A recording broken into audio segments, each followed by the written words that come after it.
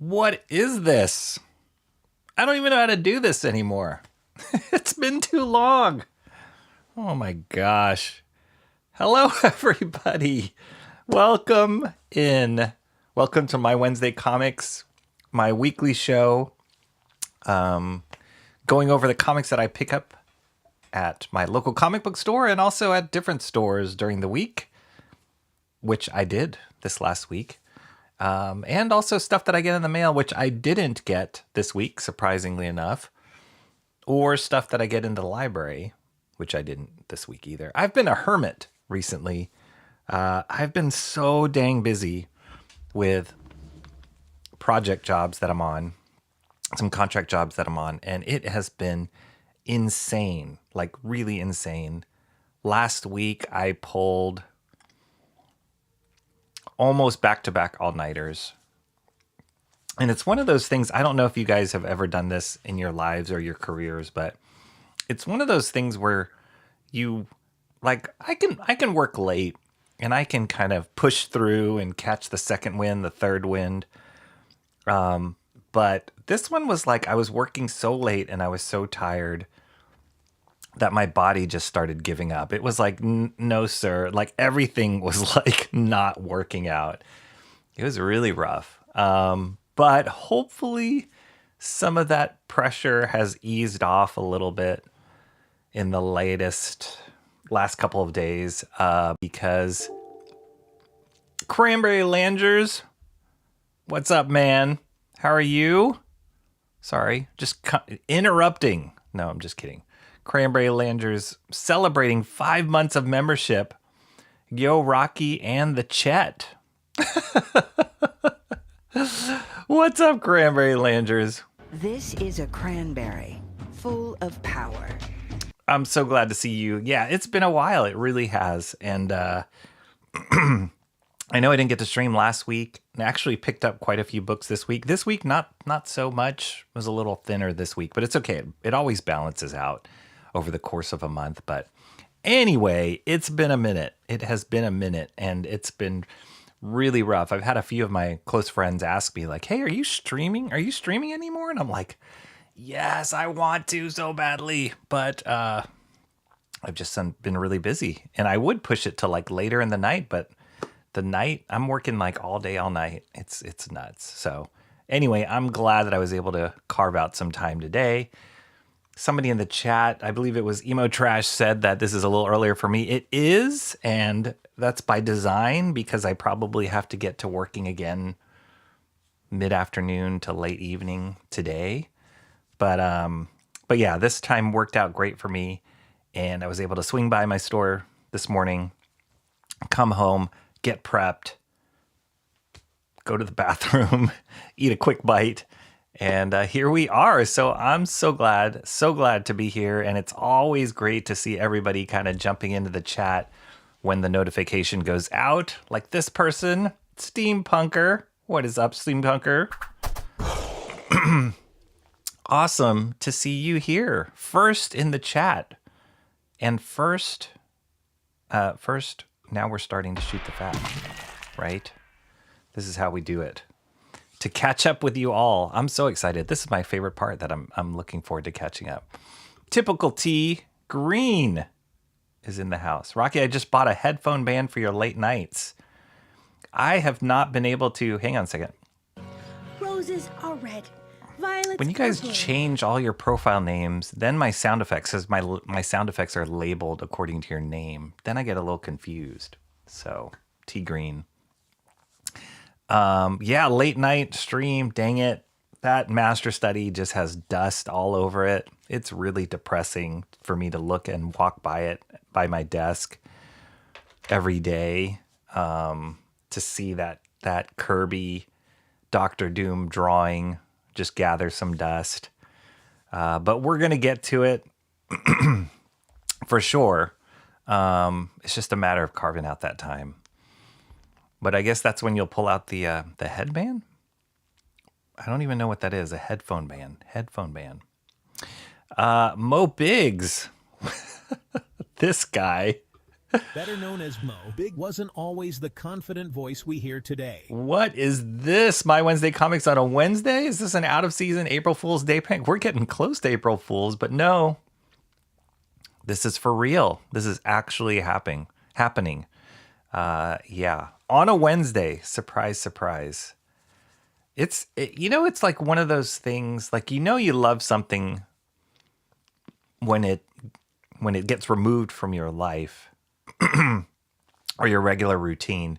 You miss it when you're just like, oh gosh, I'm like always thinking about like not just streaming and talking about comics, but also like reading them. Like my piles are just growing and growing and growing, and I'm starting to forget a little bit some of the plots that I'm following on some of the regular books just because I haven't been able to catch up on it. So there's a couple books that I was reading this morning. I was like, what was going on at the end of that last issue? I totally forgot. But yeah, we got to get back into it. It's really important. My man, Mark's Music Obsession. Channel member Mark's Music Exception. Mark's Music Obsession, not Mark's Music Exception. How are you doing, Mark? Long time no see. Mark checked in with me last week on Discord, just seeing if I was able to stream, which I wasn't. But it was just great hearing from him, and it's always great to see you here, Mark. And rounding off the M&M pair, Michelle is here. So Michelle, I don't think you were here last time when we debuted your sound effect. Did Mark tell you about this? Here it comes. Wait, this first part is not the sound effect. This first part is to build the anticipation. Okay? This is for you, Michelle. How do you like that? How do you like them Pennsylvania apples? Or polkas? That one's for you, Michelle. Now you got your own sound effects here. Glad to hear you. Glad to see you here. Man, words. But yeah, glad to see you here. We've missed you last few times. All right, where are we? I'm behind. This is great. I forgot what it means to be behind in the chat. Oh, I did miss somebody. Hang on. Here he is. Jeffrey Beats is here. 10% bogan, 50% bogan, 100% bogan. Jeffrey Beats, did you see I posted on Discord just right before here? I picked up a copy. We'll look at it really quick as we go through the books today. I picked up a copy of Absolute Evil. See what kind of influence you guys have on me? You guys tell me to buy these books. You put the little bug in my head. To be honest, the artwork's okay when I flip through it, and it's probably why I didn't grab it when it first came out. That book's like a few months old now. But Jeffrey Beats has been saying a number of times, he's been saying that was a good book to have. It's kind of crucial for the Absolute Universe. And he's been having a great time contributing to the Discord channel, which it's been a while, Mo. It's been a while. We haven't mentioned Discord. Here it is. It's been a while since we talked about the monster that is Discord. But Discord is just a great place. You guys can come join. It's free. Just the conversation's ongoing. Sometimes it's just links we're sharing with each other. But sometimes it's about comics.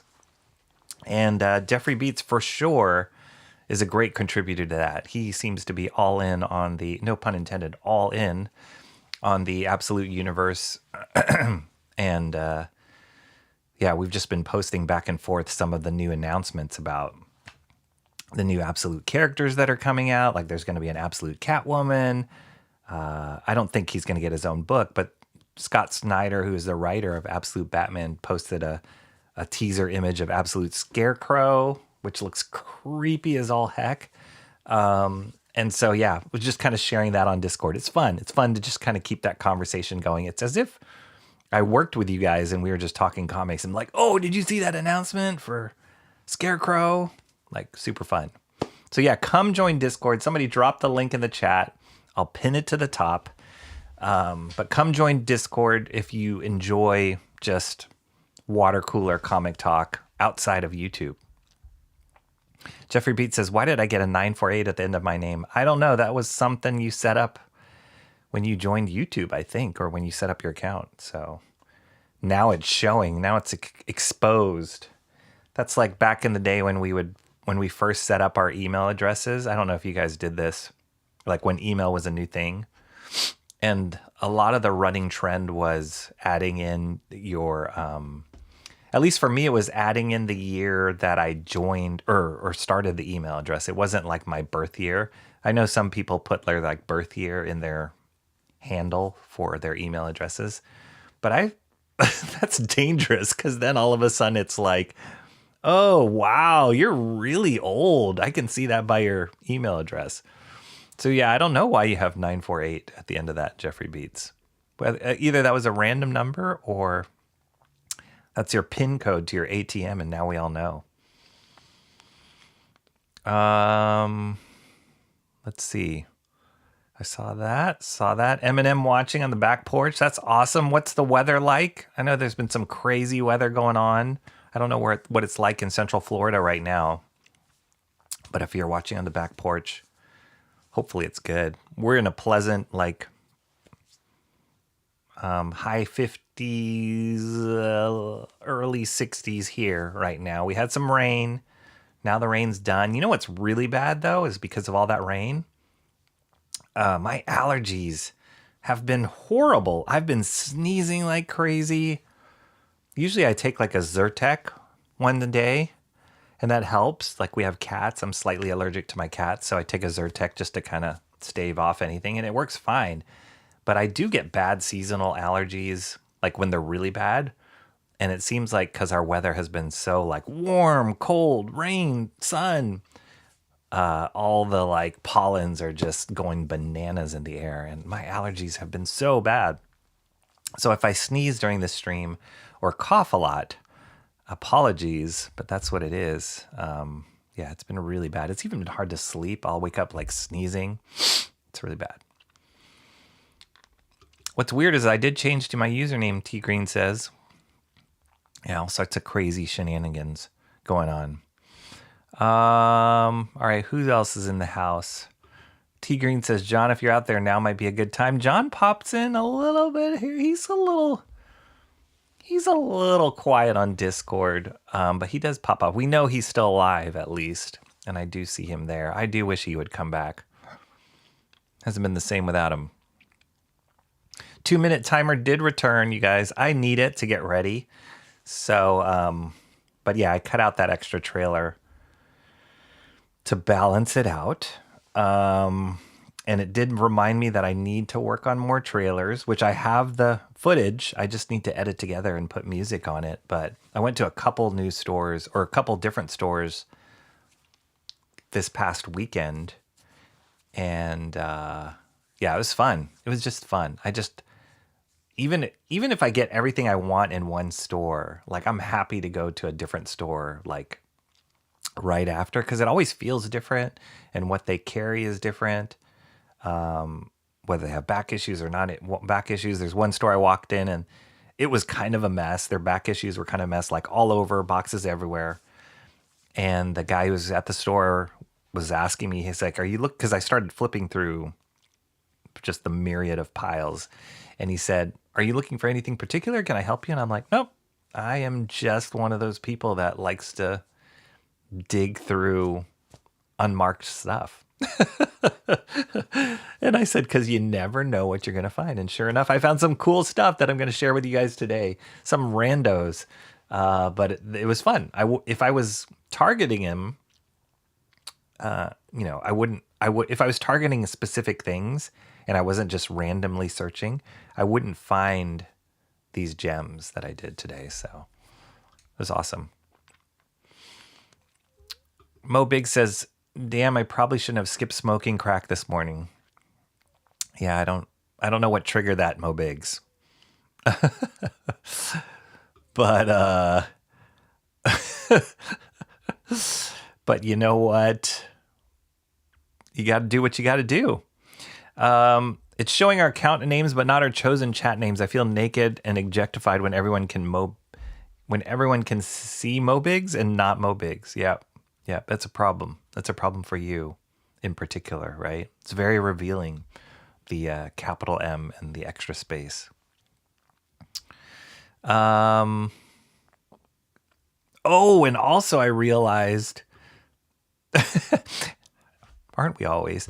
I also realized that I have some memberships to give away. So when I catch up at the end of chat, which will be in like 4 hours, I can give some memberships because we are in the month of March. Every month, new month, I get 10 new random gift memberships to be able to give out. So we'll roll the dice and see what happens. Streaming Ninja's back. Yes. Steampunker. Steamy Ninja. Oh, that's a new one. Steamy Ninja. That's Steampunker and Chat Ninja put together. Steamy Ninja. Huh. That's a whole nother category right there. I disavow Rocky wasting precious seconds of Mark's golden years. You're amazing. I don't know what comic... There was all this back and forth. Oh, yeah. What was this, T Green? I saw this pop in right before I went live. I can't see it. So it must be some interesting image. But yeah, I can't see it. Oh, I gotcha. Okay. Yeah. Yes. Unclickable links. There she is. Emo Trash. How you doing, Emo Trash? So Emo Trash, I don't think you'd mind that I share. Emo Trash was the winner of, like, remember way back when I had more time, I was doing like a YouTube challenge and I'd pose a few questions on Discord, and whoever answered the most questions in a month, I would deem them the winner and then send them a little prize in the mail. And so the last one, which I believe was either November or December, Emo Trash was the winner on that, and I had not sent her something. So I did send something out a couple weeks ago, and she got it, which was awesome. And it seems like she enjoyed it. She liked it. I sent her a copy of Absolute Batman, but the one where the Joker of the Absolute World first appears, because I remember during stream that she seemed to like that design. So I hope you enjoyed that, Emo Trash. Long time no see. You guys have not seen each other in a while? Yeah. I blame myself for not streaming enough. Oh, yes, T Green. Yeah. T Green's always the first one to conk out on those late night streams. I wish I had time late night to stream, but geez Louise, it's been a rough one. Back from my morning constitutional just in time for Rocky's stream. What is up, Mighty Bancroft? That's not a knife. That's a knife. What is a morning constitutional? What is that? Are you like reading the Constitution? What is that? What is that newfangled proper term? Glad you're here, Michael Bancroft. Long time no see. Along with not being able to stream, I have not been able to really watch any streams or participate in chats. Anything live, really. I've watched a couple things here and there. Watched a great video today about Jason Pearson, the artist and creator on body bags. There's this great channel called, I believe it's Ink Scribes. Go check them out. They do these like in-depth analysis on different creators, comic creators, 3 guys. And they did one, they've done several on Jason Pearson, and I watched one of them this morning, and it's really good. And because I like Jason Pearson, it was great just to hear their take on it. So, but yeah, I have not been able to watch many live streams because it's just been so busy. And I realized too, like when I work and I'm kind of focused on certain creative work, I don't know if you guys feel this way, but sometimes like I do really well just listening to music.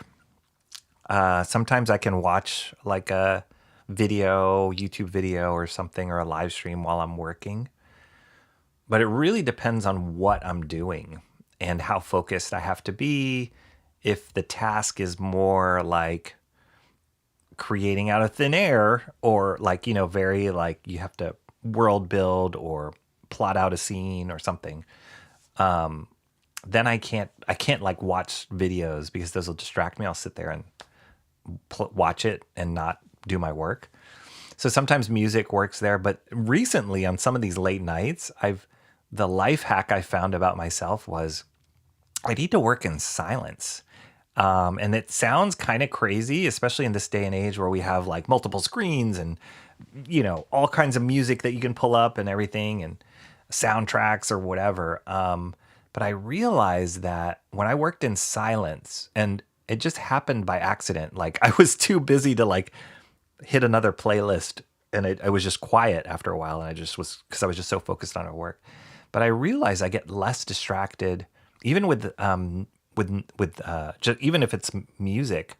If there's no music, I get less distracted because I'm not thinking about like whatever it is that the music might be part of, whether it's like a soundtrack or, a pop song or something.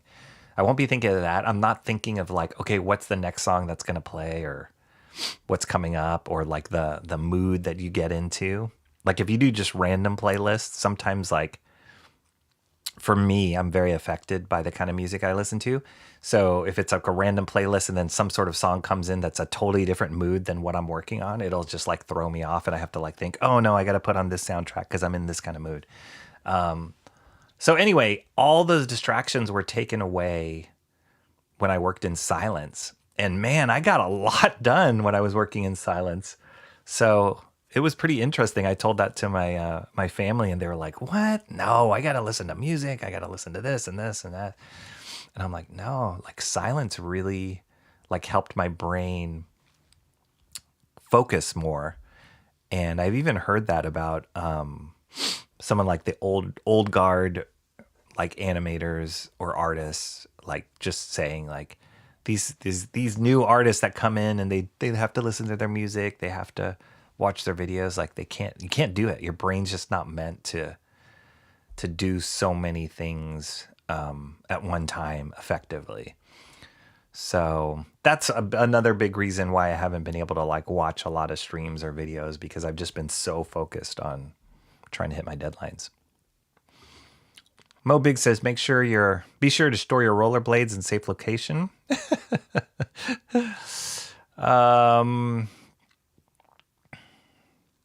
Like your stash. My stash. I missed it. I'm sorry, Michelle. Hermit, welcome to my recent life, T Green says. We are watching outside today in this Florida weather, so it must be nice. Must be nice. All aboard the excuse train. Sorry, Emo, I'm going to steal your sound effect. Rocky's too busy for us now. I see how it is. I'm not, Steampunker. I'm just really busy. Sumo Thori is another one whose sound effect needs to happen. Sumo Thori, how are you doing? From Hawaii, I believe. Timmy Mello. Oh my goodness. The gang's all here. Guardians are headed to October. How are you doing, Timmy Mello?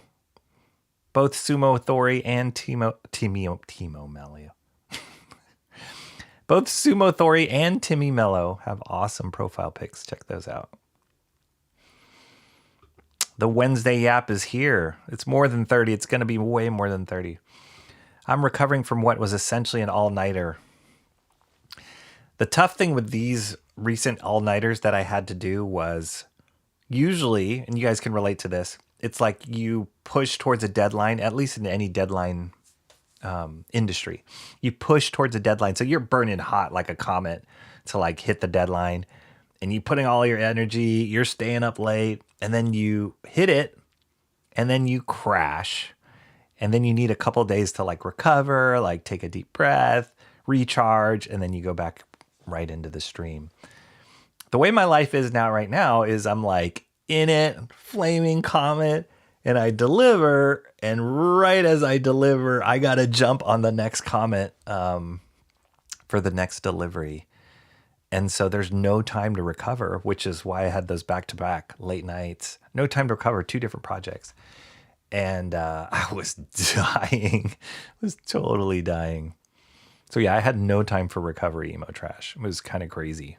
I don't know what I'm doing with my life. More caffeine might be calling me. And Mark's Music Obsession, I just finished my I just finished a cup of the Yukon Gold tea that you recommended, Mark. I've been drinking that like water recently with all these late nights. The caffeine content's pretty good on that one, on those teas. So, and it's got a little bit of a bite to it. You know, I will say it's not like smooth like an Earl Grey. It's got a little like edge to it. So I got to add some brown sugar to kind of taper that off. I like my like coffee or teas. I like them a little sweet. So I don't think I could drink the Yukon Gold straight black. That would be a little bitter for me. But thanks for the recommendation, Mark's Music Obsession. I've been enjoying that tea. I don't want to hear these excuses when I'm suffering from crack withdrawals, and yet here I am representing a beacon of polite discourse. I'm sorry. The excuses are just rolling.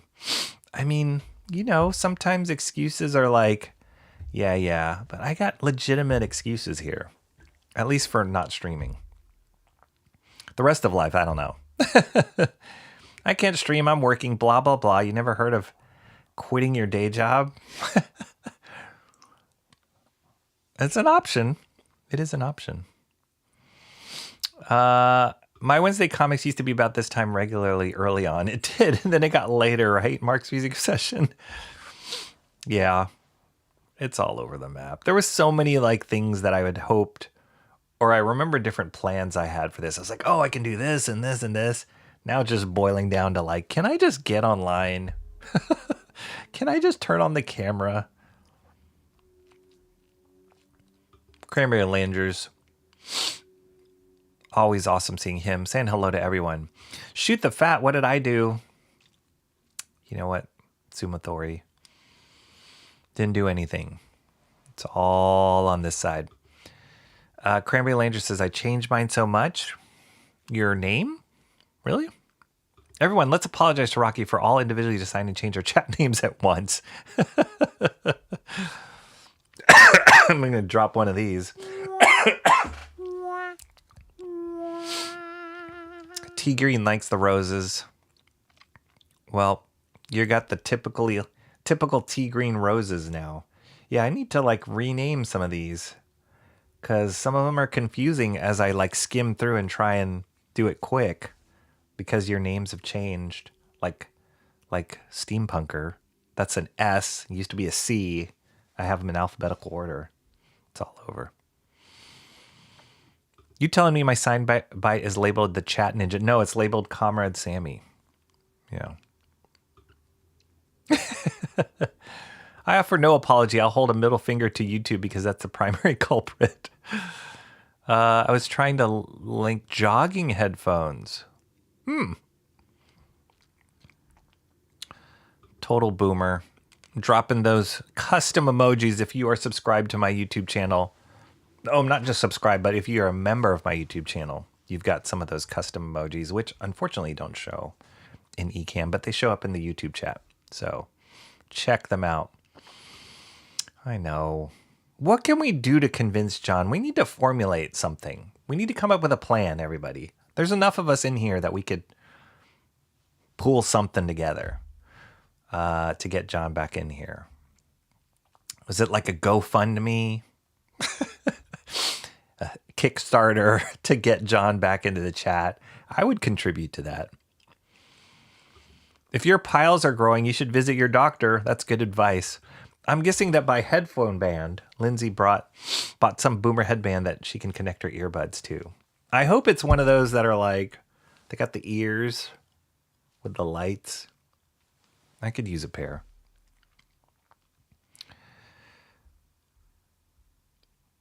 John has explained his reasoning, so it's still highly in the air as to whether he'll come back.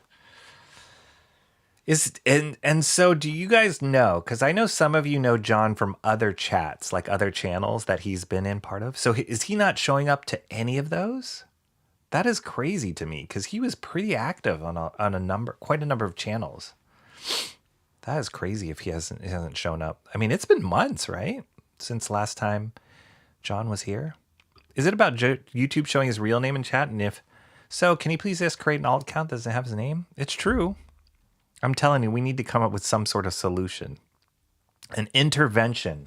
An interjonction. To get him back. Wow, I am really behind. The issue is with creating the alt account, he doesn't want to give YouTube his number. Takes me back to every Polish wedding I've attended. Thank you. You are welcome. You are welcome, Michelle. My pleasure. Sumo Thori gifted 10 memberships. Holy moly.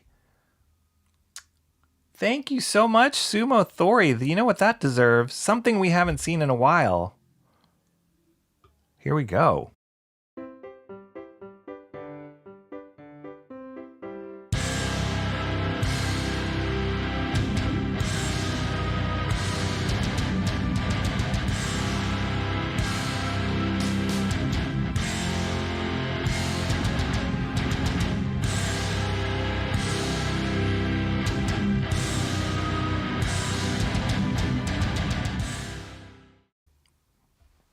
Sumo Thori, thank you so much for those 10 gifted memberships. I'm like way behind in chat, but I'm just reading out on the YouTube window. I see who got the memberships. And I don't recognize any of these people. The Best Around 95, Mechanoid, Buzz Acevedo, Mike McMahon Art, Eric Hutfels, YLAM3, Andres Gutierrez, Rax Grayhair, 00711, Daniel Martin, YouTube. Thank you so much for sending those out, Sumo Thori. That is awesome.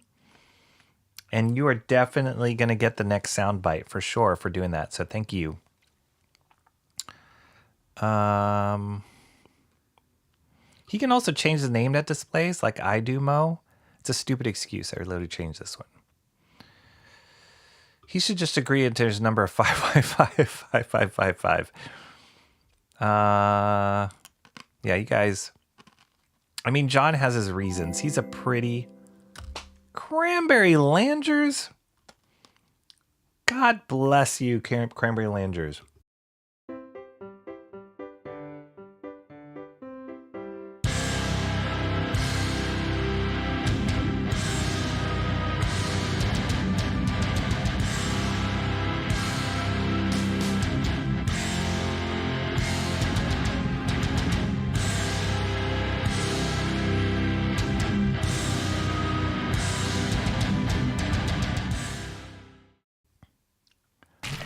That's awesome. Cranberry Langers gifting 5 memberships. Okay, so this was to Bruce Campbell's Chin, Death Metal Hero. I do know Death Metal Hero.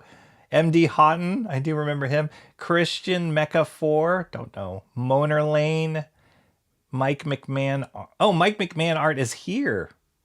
What is up, Mike McMahon Art? See, it worked. The gift memberships worked. Welcome, welcome. That's awesome. Thank you, Cranberry Langers. It's been a while since you mentioned Discord because it's been a while since you've done a show. There you go, hand in hand. You would know. You would know. It's a beautiful spring day here in Florida, Bancroft, so done with the cold. Absolutely the best absolute book. Is it really, Jeffrey Beats? We'll find out.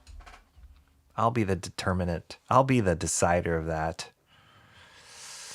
Mr. Monkey Boy 1969, how you doing, friend? How do you say monkey in French?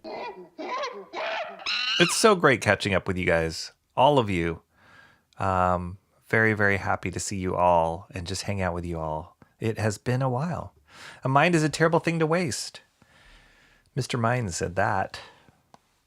Storyline in Absolute Evil is amazing. That's what has convinced me. So we will see. Once I read that story, we will see if it trumps the artwork. Like the artwork being it's okay for me. But I did it when I saw it on the, and actually it has been hard to find. So when I saw it on the rack, I was like, okay, I better pick this up because Beats has been hounding me to read this. Hit the like peaks. Yes, thank you, Mark's Music Obsession, for the reminder. I might get my own book. Absolute Bogan. Did I? I did play the Bogan, didn't I? I did, right, Beats? 10% bogan, 50% bogan, 100% bogan. We did. Any absolute Mr. Mitsapitalik? I don't think so. Not yet, anyway. Scarecrow equals Cillian Murphy to me. Typical T Green says. Yeah, he was pretty good in that role. I don't know. I think that was from Batman Begins, the movie. I think he was a little too normal for me. He's a great actor. Don't get me wrong. And I think he plays a good alter ego for Scarecrow. But I would have loved to see more of the like comic booky Scarecrow.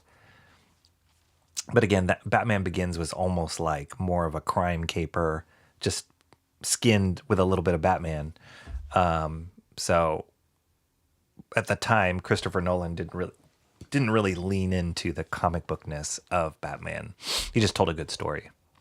I would not trust my comics with Rocky around the water cooler, knowing what happens with his inks. Yeah. I used to have Michael Bancroft at hotmail.com. Nobody spam that one.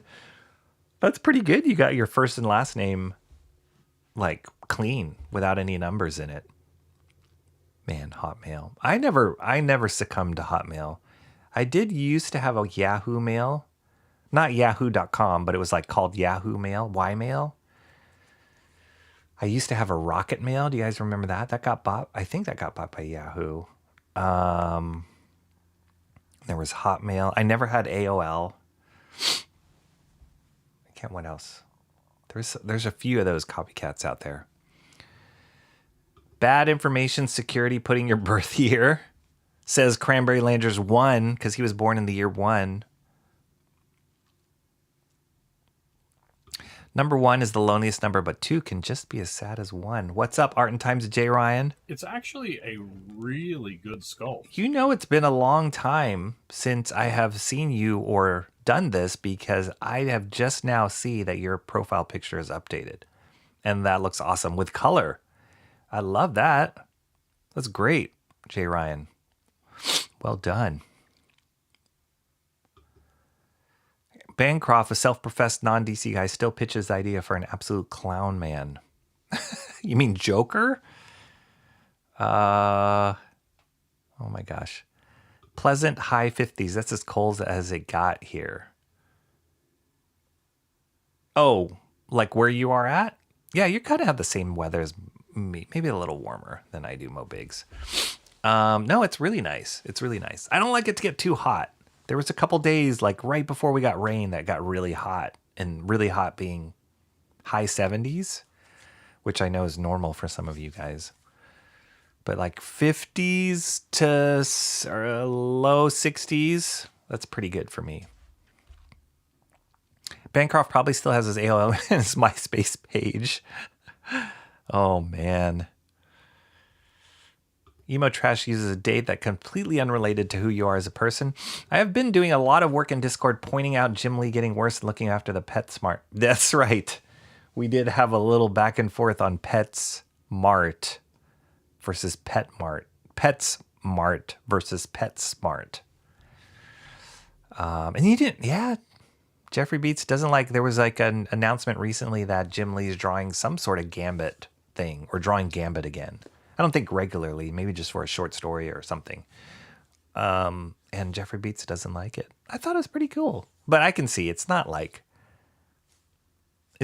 peak Jim Lee, but I thought it was still decent. Let's see. Oh my gosh. Still far behind. 50s are so cold. John is one in my Discord DMs at least once a day to scream into the void to check for signs of life from me. For some reason, Rocky can only get ready when there's a countdown on screen. The same amount of time being taken up by a trailer does him no good. I need the countdown. I do.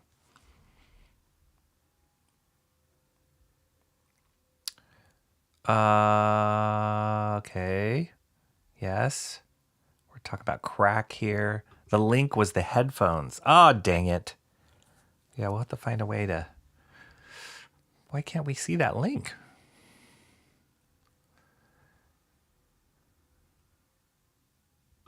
Absolute Joker is awesome. Yeah, he is. I can't take any more Cran's relentless moralizing. Popeye, put down your spinach. A bow for D-Wag. Bow for D-Wag. Bangers has such a better music intro. I do like Bancroft's music intro. It's a good one. Morning poo. I guess that's a problem when I don't catch up on chat. Things out of context are really out of context. Constitutional. Okay, thank you. Noun. A walk taken regularly to maintain or restore good health. Constitutional. Yeah. So what happens? What is it called when you take a walk that's not really regular or is not for your health? Is that just a walk? Is it unconstitutional? Maybe? I guess. Oh, here's the context. By morning constitutional, did Bancroft mean his morning poop? Oh my goodness. I don't even want to open this can of worms of conversation. But there are some of us, some people on this planet that are more regular than others. And we'll leave it at that. That's why a stay-at-home order is so bloody unconstitutional. Yeah.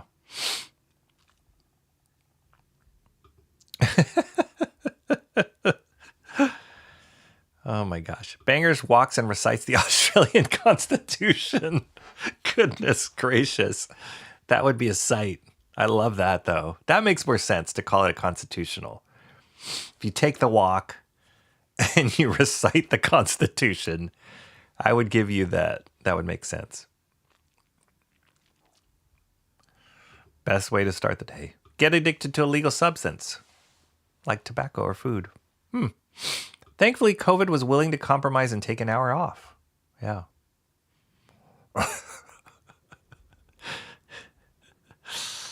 Oh my gosh.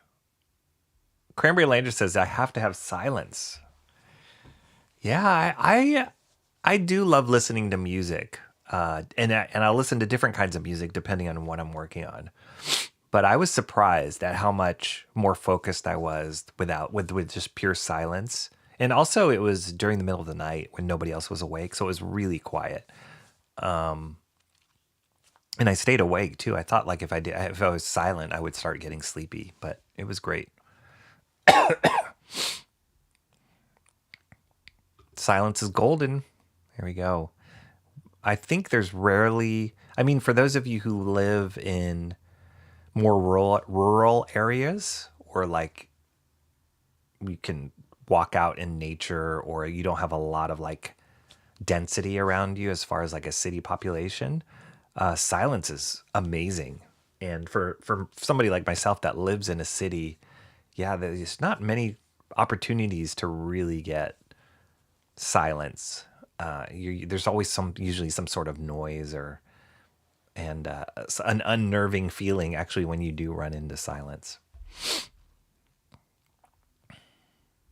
I have learned that if I need to actually sit and do something, then the Hamilton soundtrack is the answer.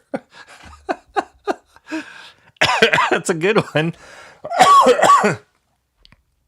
That's a good one. Yeah, it helps. It helps when you know every single song. It's true.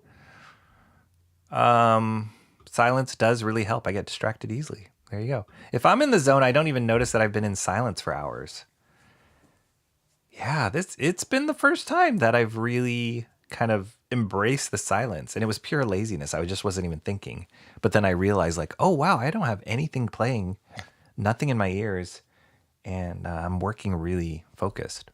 So then how do you explain Michael Bancroft when you're working and streaming at the same time? Like I've seen you do that. Then you must not be focused at all. Like that's the most distracting thing on the planet.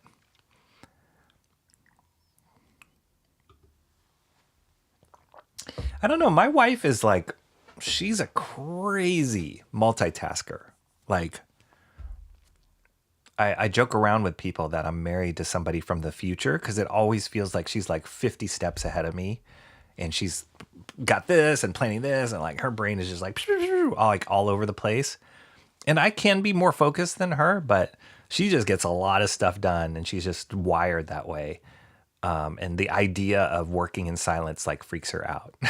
So I think I am more of a focused kind of person. Like, just give me one stream and I will, like, you know, get it done like a laser. But yeah, I can work in complete silence, but for some, they can't stand to live with their own thoughts. Yep. I think especially for this generation, the younger generation, there's definitely been some younger people, younger artists, younger students that I've talked to that when they're asked like introspective questions, or like, hey, have you ever thought of this? Or like sat down and asked this question about whatever, what creative decision you're making, or what path, what next step you want to take. They're like, I don't know. It's scary. I don't know how to do this, blah, blah. And I'm like, it's just like taking a second to assess your life and think about it. Like, be okay with being in your thoughts. And that freaks people out because we're in this day and age of like constant input overload and not enough of like, hey, let's give our brains a rest or like open space to actually make a decision. So yeah, I agree with you. Art times J. Ryan, some people can't do that. You'd be superhuman if you could effectively multitask on a small scale. I think my wife is superhuman. She's kind of really good at that. I should get it out of the way. My grandma passed away and she might be having the best Lyme Jim. Oh, geez. I'm sorry to hear that, T. Green. That's horrible. My condolences to you. Really, really sad. And it sounds like maybe you were probably close to her. Maybe she passed down that recipe to you, the one you passed down to us. But raise a glass. I'll drop a lime jello. Hey, I was going to do it in the chat, but I'll drop this for your grandma, in honor of your grandma. I guess this isn't a lime jello. This doesn't make any sense.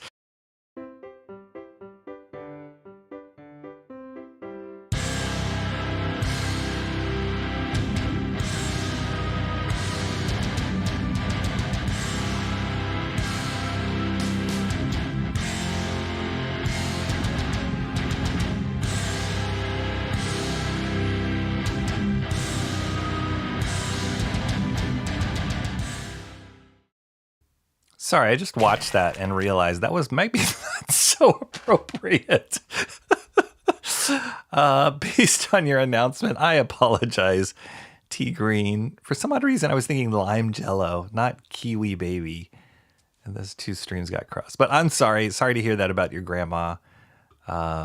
Rest in peace. One day, Rocky will finally meet a threshold and start a stream at like 2 and 3 a.m. I couldn't do that. I appreciate that, but I couldn't do that. I was being sarcastic about changing my name often. Sardonic, technically.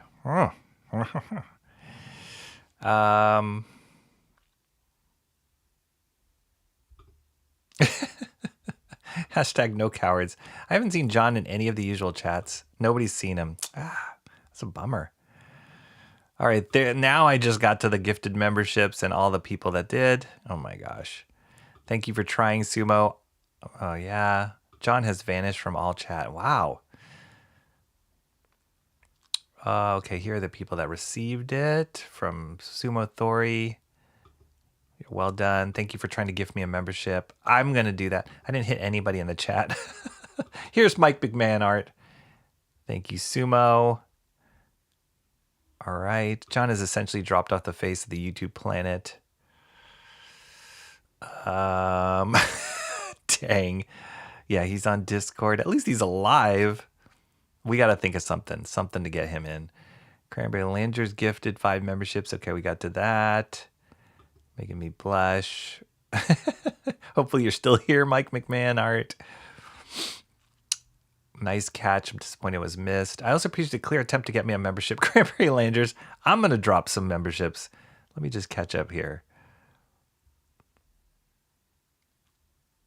Yeah, back to 60-degree temperatures this week. That's nice. 60s at night, 70s for the day this week. So getting better. Yeah, we had some hot nights where we had to sleep with like the windows open, which I don't like to do because of the noise. But it was so hot some of the evenings. I don't like it. Bang. I remember Rocket Mail, Cranberry Landers says, Scarecrow of the Arkham game series was very well done, though oddly Jonathan Crane from Gotham. Yes, I agree with that. Cranberry Landers was born really close to when Jesus was, year 1. Very old. Yeah. I don't think I want to see peak Jim Lee. The new Gambit looks depressed that Jim Lee is going to have a self-insert steel rogue. Me neither. So what's everyone doing on Hump Day? Wife is making salsa chicken. Excellent. I like that. Bancroft used to have a perfect intro song, the Cheers theme, but he had to abandon it due to all the copyright strikes. Crack Pack recorded him a new version. Wow.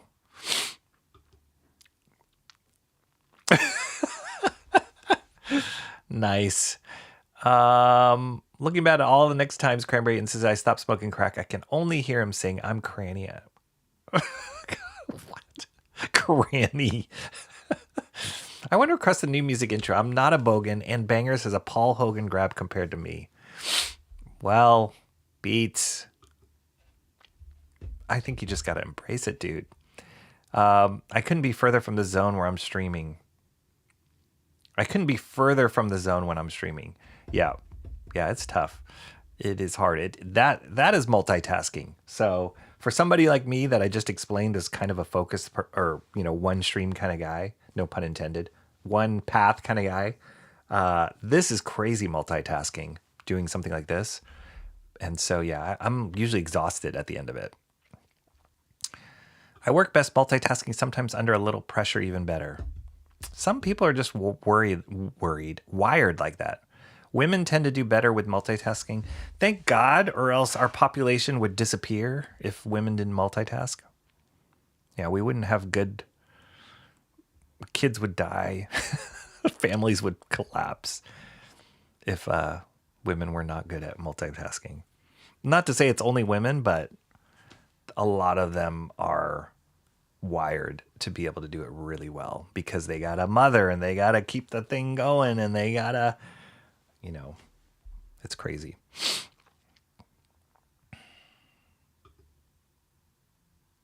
Oh, that's great. That's great. Well, I feel honored that we got to experience that recipe through you, T Green. A little bit of her legacy is now permanently on my channel. So God rest her soul and thank her for, I thank her for passing that on to you.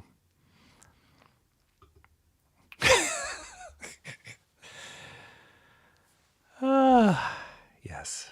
Circle of Lime.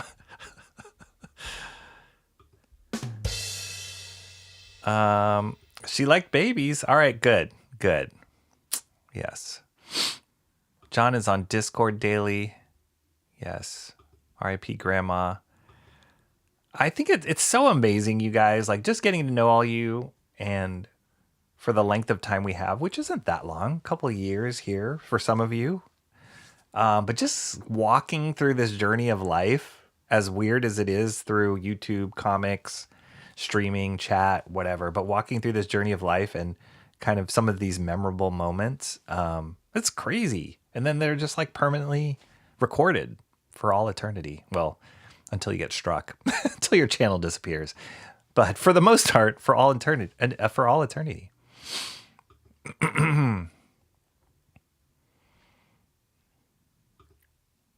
Yes. What do you mean by that?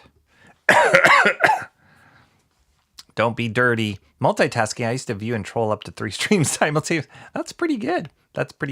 Okay, that is it. I caught the end of the stream. Almost on the 60-minute mark. How about that? Time for some gift memberships, and then we'll get to comics. How do I do this? Okay, I'm going to drop some gift memberships. I can only do 5 right now. So let's see what happens.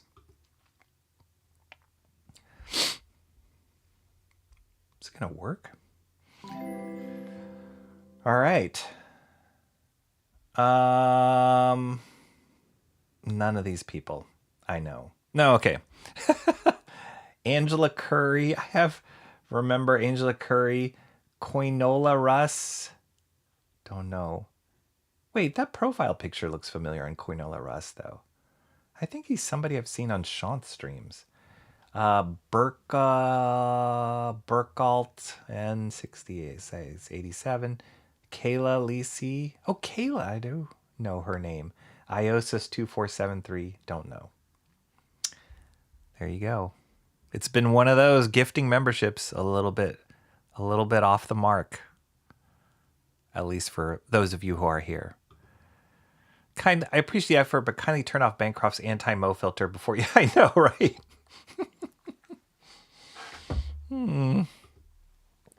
T Green also cannot. She can't grab a freebie here. Angela's the only one I recognize. I do recognize Angela's name, and the other one, Quinola Russ. I think he has a different. I recognize his profile picture. I don't remember the name though. That's right. Yes, Kayla. She used to show up on Joe Sontag stream. Yep. That would be amazing. Timmy Mello. I wish we could do that. Okay, let's get into some comics now because we finally caught up. So the way this goes, for those of you who are new, I don't think many of you are new here. We'll go through the books that I have this week, which is awesome. There's a mixture of new books. There's a mixture of books I found in the back issue bins.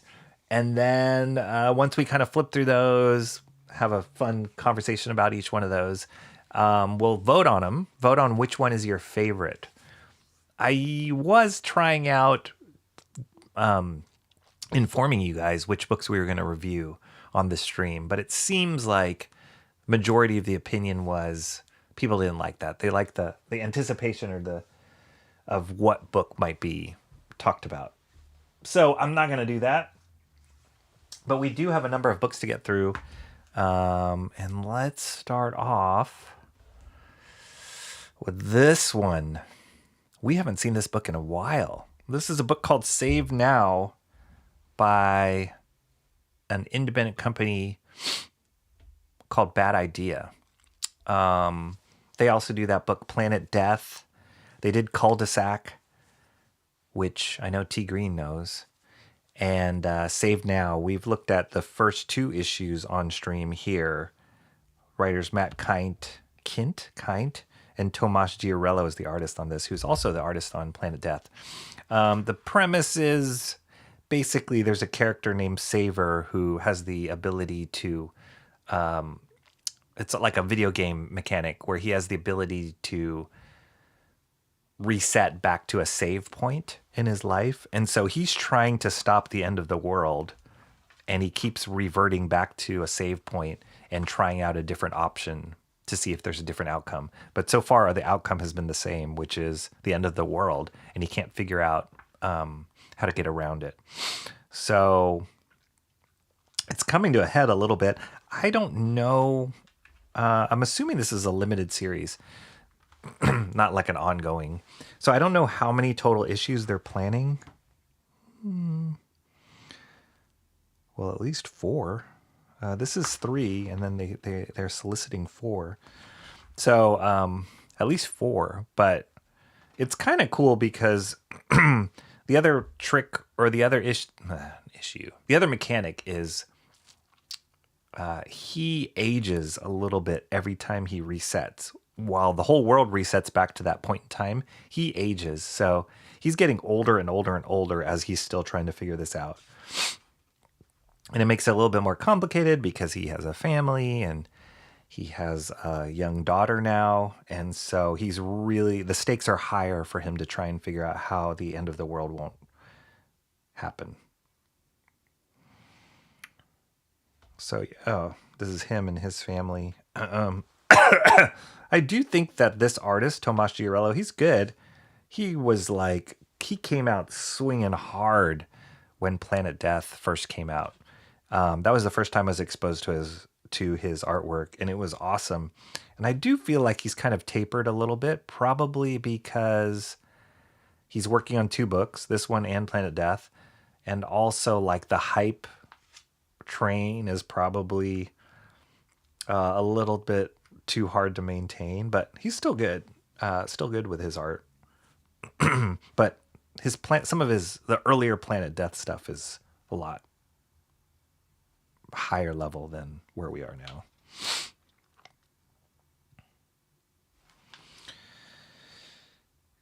And it's cool. Planet Death is more of a sci-fi war kind of story, military story, and then this is more superheroes, time travel.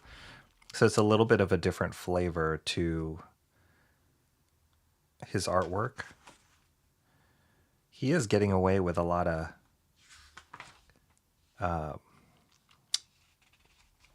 like repeat panels, and that's kind of the nature of the story because he's like retelling the same moment as he goes back in time. So yeah, there's a lot of like duplicate panels like this stuff, and I can see him saving some time in the drawing aspect of it just by repeating panels. But yeah, he's got these cool like close-up expressions that he does, which are pretty neat. It's got a Euro flavor to his stuff. I believe I want to say he's Italian.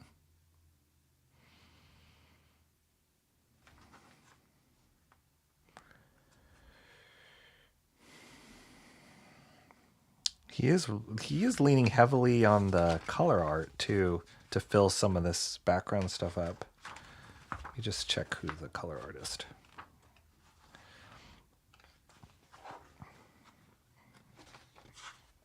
This is like the Rob Liefeld move of like just focus on the money shot, and then yeah, so there's another artist, Diego Rodriguez, who's doing the color art, and he's doing a lot of mileage with this painted backgrounds, this texture stuff. There's relatively no backgrounds here. He's just like all color art. So that saves him some time as the artist.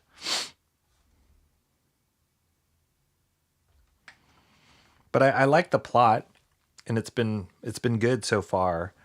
So I'm just curious to see where they go with it, like how it's kind of a mystery unraveling feel, because he's frantically trying to find out a way to circumvent the apocalypse, but he's running out of time.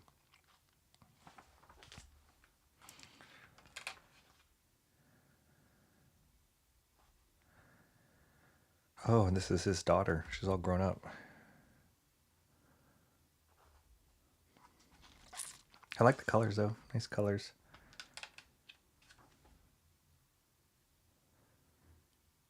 He's getting it on with his future wife / mother of his child. Oh, okay. And then there's a little preview here for... what is this? How do you guys read that? The Hab? The Hab? Oh, this looks like it has some Bill Sienkiewicz inks. Wow. They were able to get Bill Sienkiewicz as an inker? The Hab. That's a weird name. Oh, it was like short for the Habitat. Welcome to the Hab.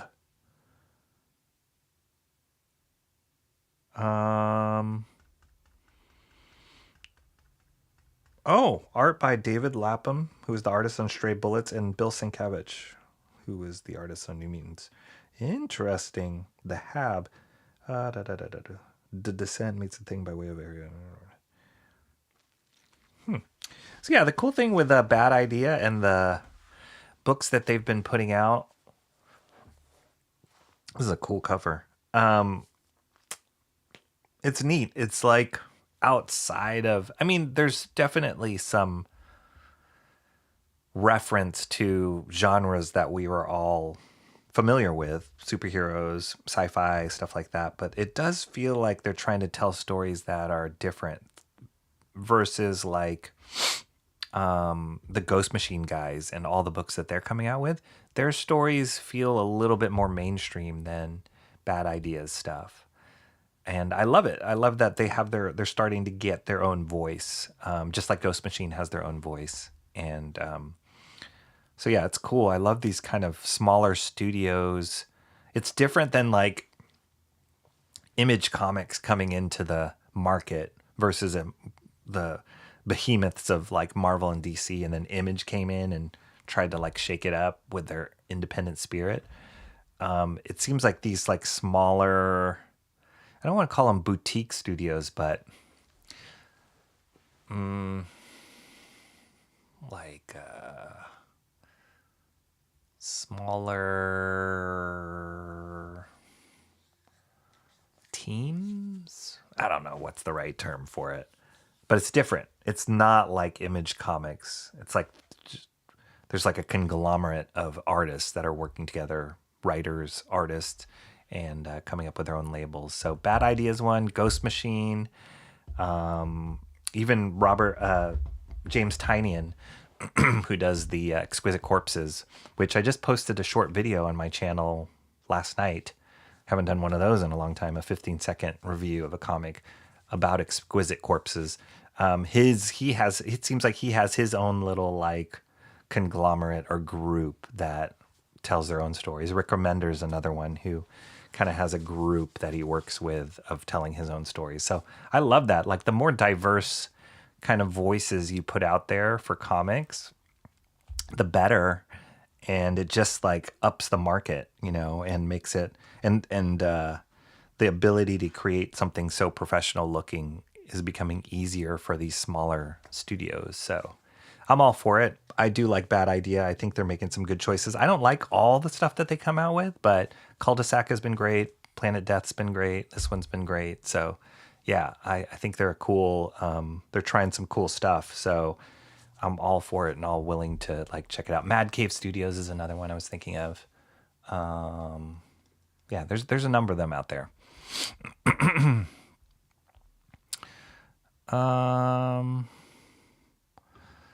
Bad Idea were the guys. Mike McMahon Art says Bad Idea were the guys who brought back Valiant Comics in the 20. Really? Oh wow! Thank you for that piece of info. I didn't know that, and I always felt like Valiant Comics never, in my mind at least, never got a solid footing. I don't know. It just, even when they came out in the 90s and during that Image time, none of Valiant Comics really caught my attention. There was a lot of hype, but then I never really like bought into any of the books. And then they've tried to revamp Valiant a number of times. And I've read some books here and there. Like I read Bloodshot. I think Bloodshot maybe is if I had to pick one character, it would probably be Bloodshot. That I've liked a number of the stories. But yeah, I just felt like it just never clicked for me. So I love a lot of what these guys are doing in Bad Idea way more than any of the Valiant Comics reboots. So that's interesting. Thanks for that piece of information. The problem with Bad Ideas, they commit to the bit. Sad ideas. Dang.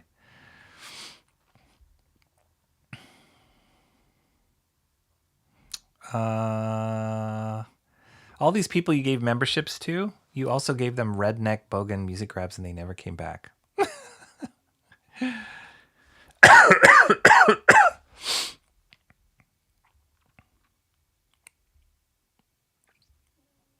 Sounds like the Prince of Persia. Oh, like the game?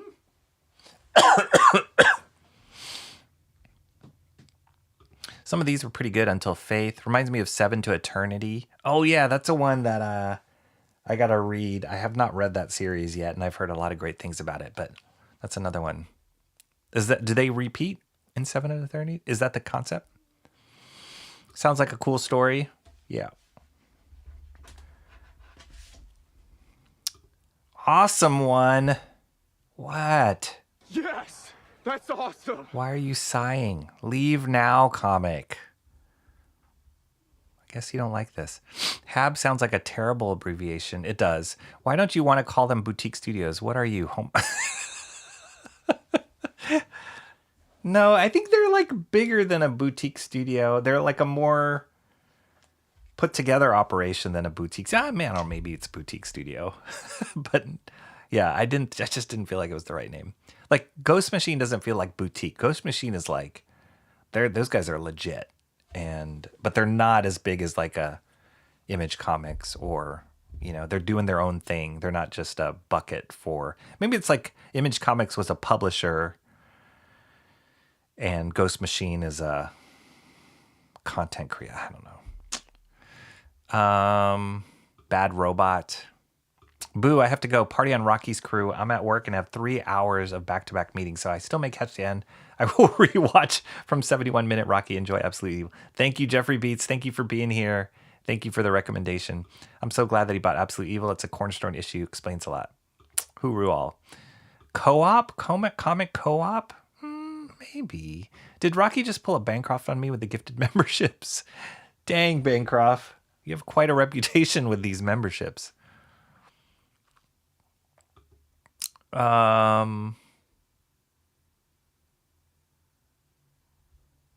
All right, here's the next book. Infernal Hulk. Now, this has been the new Hulk team / book that has come out recently by Philip Kennedy Johnson. Nick Klein is the artist. And I'd say it's like Hulk meets H.P. Lovecraft. Like it's got this like horror monster component to it, or meets Frankenstein's monster kind of. It's kind of cool because, I mean, initially the character of Hulk was influenced by the idea of Frankenstein. And so the very, very original concept of Hulk. So it's kind of cool for them to like go back and touch back into those roots. There's a lot of like otherworldly spiritual components in this storyline that they were setting up before they launched Infernal Hulk. Nick Klein is a great artist for this kind of storytelling. I feel like he's influenced a lot by Bernie Wrightston, which, if you guys don't know his work, incredible comic artist. We've looked at a lot of his stuff on stream before. But yeah, Nick Klein has this Bernie Wrightson feel to him outside of the colors. I've commented on the colors of this book before. They're a little too fruity or like colorful for me for this kind of world. But anyway, it's cool. It's fine. It's not my favorite, but it's not horrible. But yeah, this is issue 4, and actually I have issue 1 and 2. We've looked at those on stream, but I didn't pick up issue 3 because there was another artist that was drawing it, and I didn't like it at all actually. So I skipped it, and then I saw that Nick Klein was drawing issue 4 again, so I picked this one up. But I've been liking it. It's a cool angle on Hulk. Less superhero, more horror. He's evil too. He's kind of possessed by this like evil entity or witch or whatever. So he's not cool at all. He's not nice at all here. And he's got this awesome like monster magical scar on his in his body, showing like it's kind of symbolizing the split between him and Banner, which is awesome. Yeah, these pinky pinks, I'm not a big fan of them for Hulk. And this seems like pretty signature to the style that they're doing this book on. That's great. That's a great splash. But yeah, Klein is awesome. Great artist. And I think this book is perfect for him. Beautiful. Yeah, this beautiful rendering here. Very atmospheric. It's for sure influenced by Bernie Wrightson, but it's got a different quality. Bernie Wrightson was like a master in pen and ink stuff. His brushwork is beautiful and just like classic comic horror artist. Nick Klein has that, but he does use like washes a lot too, so it gives it more of like an atmospheric feel in a different way. As you can see here, like with the wolf and just kind of this environment, you can see those washes in there. I don't know if he's just doing grayscale and then the color artist is taking it, or if the color artist is adding the washes in himself. Don't know exactly their process. Yeah, like these colors are a little too neon for me, but it's a look, it's a thing.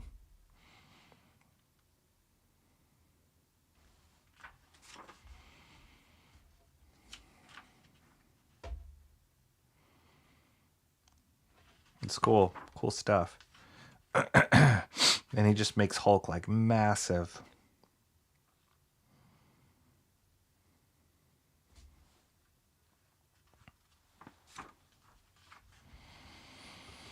Klein isn't quite Bernie Wrightson, but he works as a Bernie Wright Nowson. Yes, I see that. An Infernal Hulk always felt like a Spawn-like comic. Kind of has that. Yeah, like the horror monster vibe to it. H.P. Lovecraft was, after all, the author of Frankenstein and not Mary Shelley. Yeah, I just said Lovecraft Sean should pop up. That's right. No, I know H.P. Lovecraft did not write Frankenstein. I know that. But the Lovecraftian, it's all the like, not just monsters, but they're like otherworldly monsters, like the depths of evil kind of monsters. That's what they are injecting into this Hulk.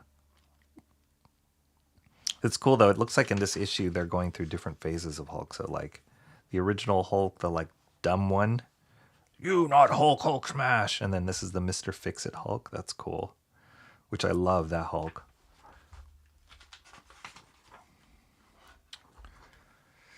Oh, this is the Planet Hulk. That's cool.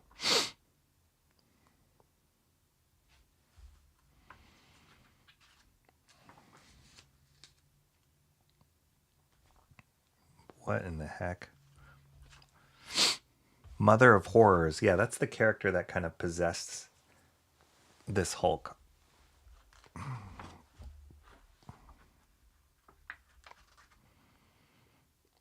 Like this stuff is very Wrightson with these crazy faceless mouth monster characters. Do you know that Wrightson was a concept designer on the movie The Thing, which had some crazy creature designs?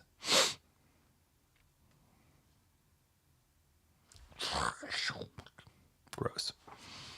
Schloop. It's interesting. I gotta wonder if, like, is this the artist or is this the letterer that comes up with the sound effect sounds? Schloop.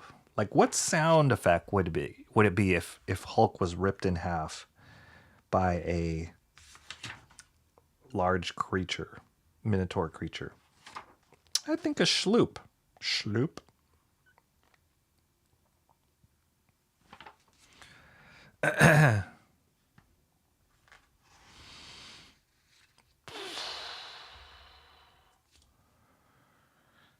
Dang it. He's not drawing number 5, is he?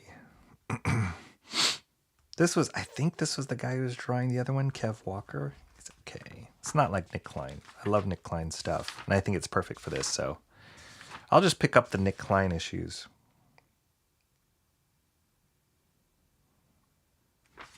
Cool. So yeah, it's fun stuff for Hulk. It's a nice aspect, a nice storyline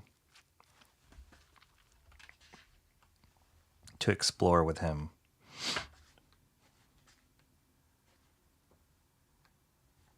Good art. Infernal Hulk, number 4. Not that I disagree about these homoerotic colors. Just because I call it fruity pinky pinks. Oh my goodness. Golden ratio is a Fibonacci spiral. Mary Shelley was the author, but her husband and Lord Byron greatly encouraged her. Oh, I see. I know Shant edited together some sort of video about Frankenstein and Mary Shelley. So if you haven't seen it, go check out his channel, Shant and Jetty Art. Gangsta Hulk, that's right, Mr. Fix-It. You have to give H.P. Lovecraft some of the credit. He was waiting patiently in the wings after all. Have to cut out in 30 minutes. We are going to a concert tonight. Wow. All right. Hopefully you're still here. Was it 30 minutes ago that you posted that?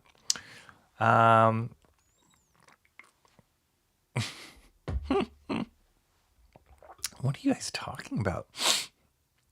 Schloop is always a good automatopoeia. Christopher Cross. Wow. Christopher Cross concert. Check that out. Killer guitar player. Nice. I've been liking the covers on Absolute Manhunter much more lately. Nice. What changed? Cranberry Langers. Timmy Mello says, well, Mary Shelley lived around 1810 when she wrote Frankenstein. H.P. Lovecraft wasn't born for like another 80 years. Still, there's some give and take in Lovecraft using her themes. That's my fear. All right, Martian Manhunter number 9. So I was gonna look this up. How long is Absolute?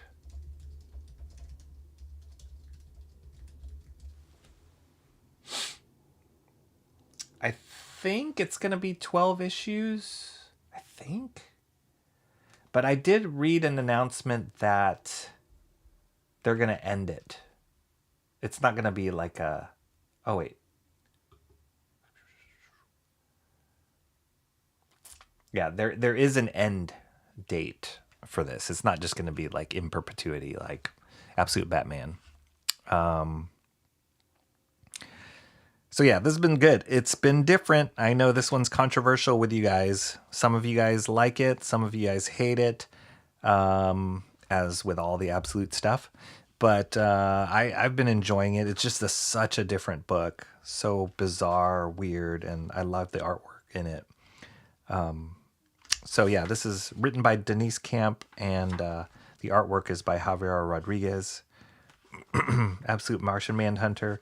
Always this like mind trip of a story. And the way that they tell the story also plays into it. Like with the letters, the layouts, the artwork, the colors, everything is kind of this story, like tells the story in this very abstract way.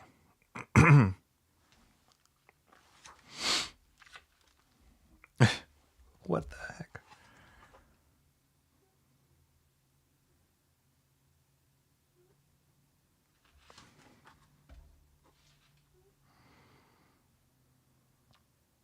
It's cool, this kind of panel laying out.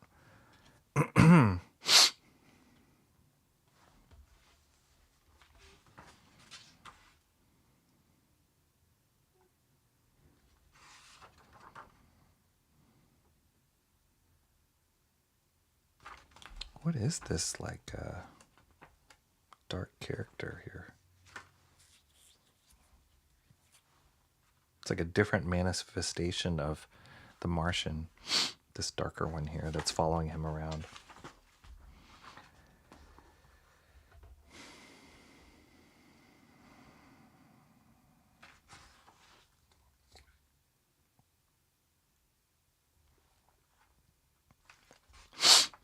This is another one I'm looking forward to. Lobo. New story with Lobo, drawn by Jorge Corona. Written by Scotty Young. It's going to be good.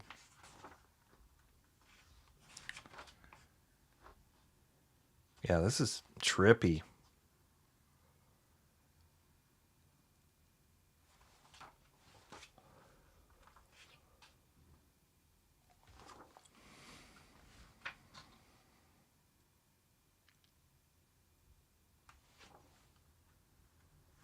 Crazy stuff.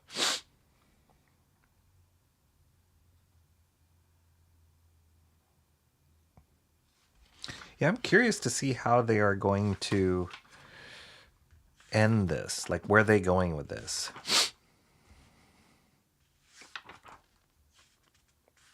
Because there is a danger of them going so weird and bizarre out there and not really telling anything. Like, people being like, what did I just read?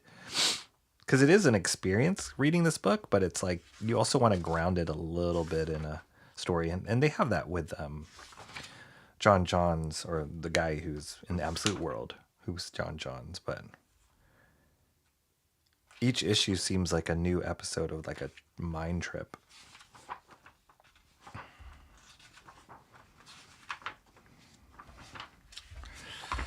All right, Absolute Martian Manhunter, number 9. Oh, I lost my cursor. Sumo Thori says, I don't think I'm a Nick Klein fan. Fair enough. The artist on Infernal Hulk. What I like about this art is not much, but I've seen worse. I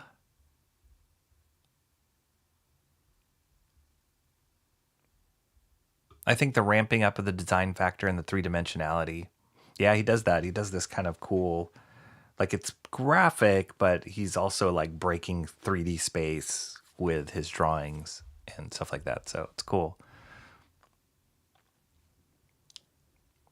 The horror in that first panel. Is it this panel? Or are you talking about an Infernal Hulk?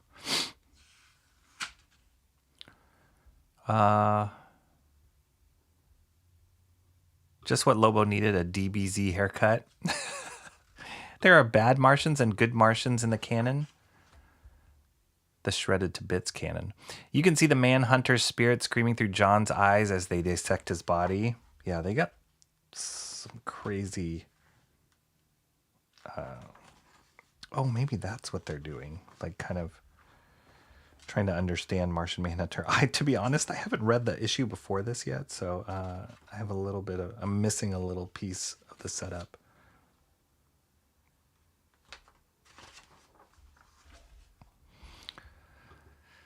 I'm still trying to picture Lobo in the Absolute Universe. What's up, Mighty Geek Studios? So, I don't know if he is part of the Absolute Universe. I think it would be titled Absolute Lobo if it was. I think it's just a reimagining of him. It's part of the Next Level initiative. Oh, it's a little confusing. I don't think he's part of Absolute Universe, though.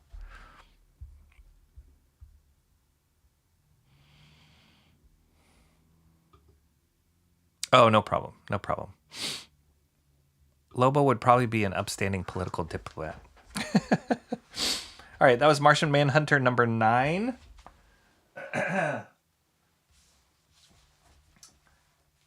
Here's another one with the Absolute Universe.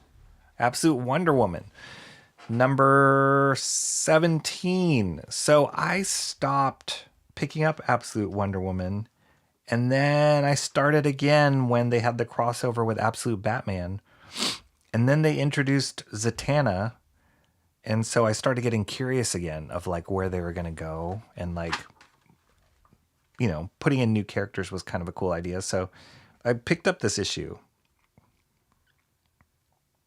And they have Giganta in here. She looks awesome. I love these like this like Kirby detailing or whatever on her costume. So yeah, this is Jill Thompson, Hayden Sherman, Jordi Belair are the artists. That's good. Let's get some good stuff in here.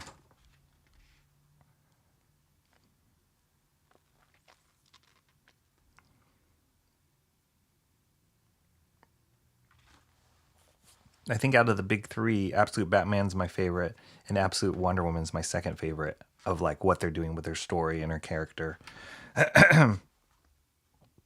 Okay, this is a 5-parter.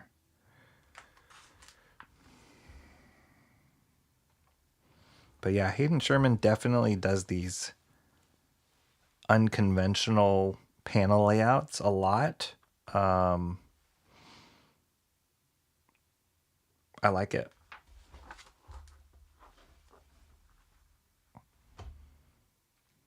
And he took a break. They had a couple fill-in artists in between. So it's cool to see him get back into it. Yeah, that's cool. That's cool.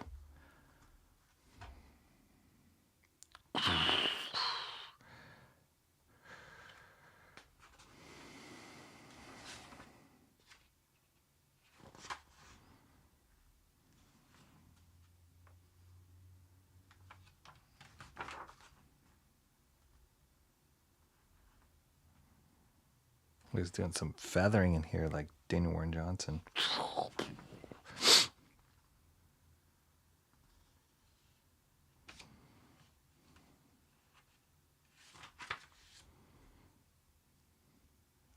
That's cool. I like seeing this like giant perspective. I'm duking it out. Yeah, that's cool.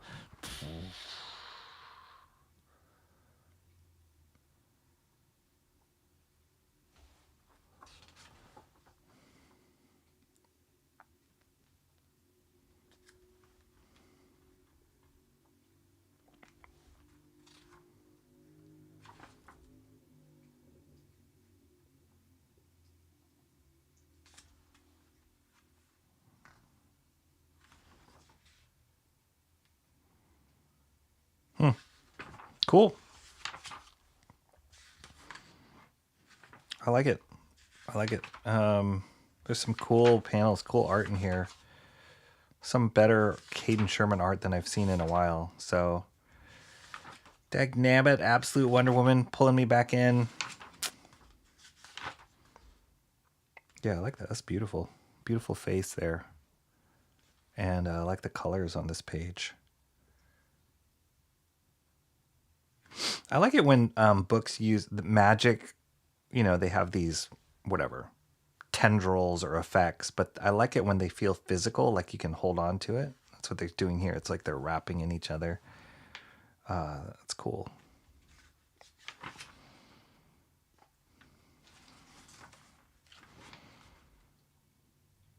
Yeah, he does a nice mixture of like close-up money shots, splashes, some action stuff.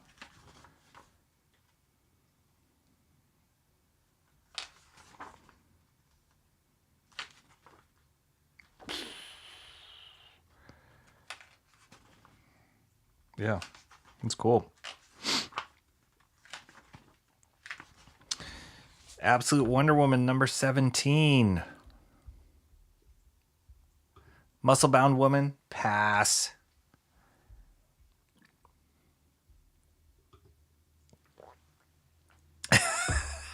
You're trying to trigger Cranberry Langers. Looks Kirby-esque with those details. Definitely some influence or referencing Kirby here, but Kirby would just do it as like a graphic element. Here it looks like it has a physical component to her suit. It's cool though. I dig it. Art and Times J. Ryan says, I remember and I used to like the art in comics.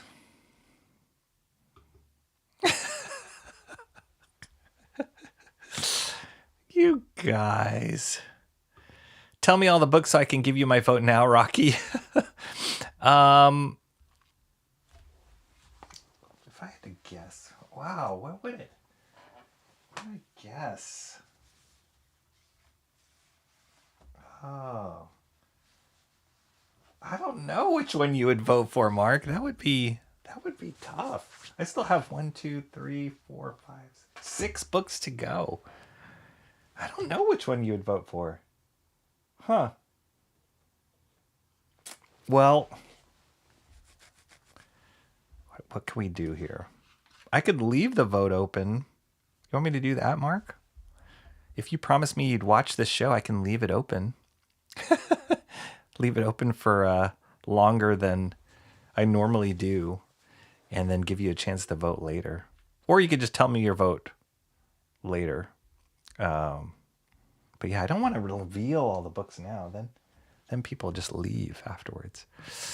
That's cool. Rocky then makes a childish explosion sound effect to try and get into the spirit of this affront to humanity. If you weirdos like Absolute Bane, wait till you get a load of Absolute Giganta. She actually is a little tame from what I would be expecting from an Absolute world, but... Art and Times J. Ryan says, oh, she lost her arm, just like Guts. How will she ever swing that big sword? I've heard that. Probably a reference to that as well. I like it, though. A good thing about this book is if you like this book, you will like any book.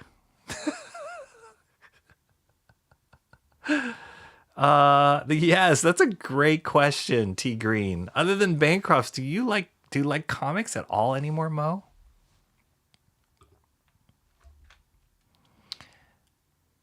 I'm not going to even read that out. I'm not going to even read that out either. You do realize that they put Wonder Woman in a Red Sonja story.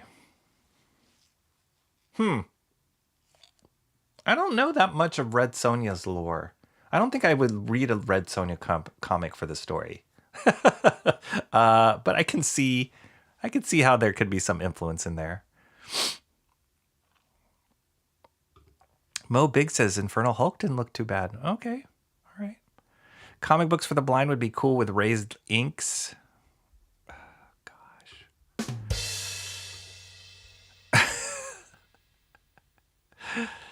You guys are the worst. Comics are supposed to be fun, exciting. I have some back issues here. Maybe you'll get into those, Mo Biggs. Out of the ones so far, I like Hulk the best, I think Mark's Music Obsession says. Okay. We'll keep that in mind.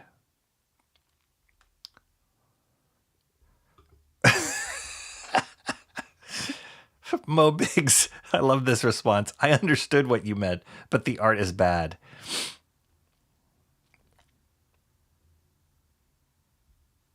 Oh my gosh, you guys are horrible. Red Sonja would have been a great add to DCKO Boss Battle. Yeah, I could see that. I could see that. I mean, what is Red Sonja's... What is her shtick anyway? She's just basically like a female Conan, right? Like, she's a barbarian warrior with a sword, sexy bikini, and then that's it. But what is her thing? Like, what's her story? I don't know. You tell me. Absolute Pig Fader. Wow. Mark's Music Obsession. First one to mention it before Mo. That's amazing.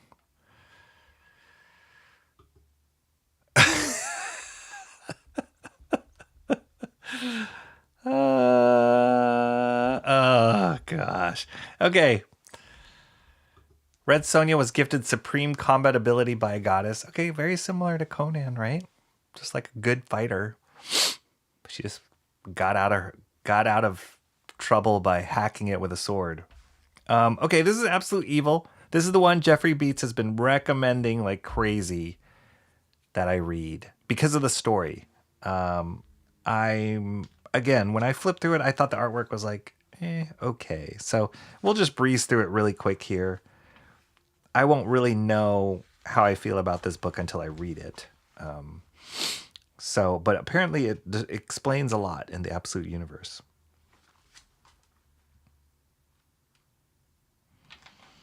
Here's some Green Arrow. I don't know who this character is.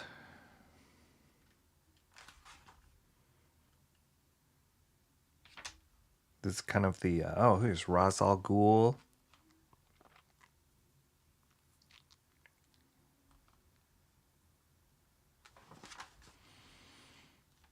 A lot of backstory here. Sandman. Is this Puma?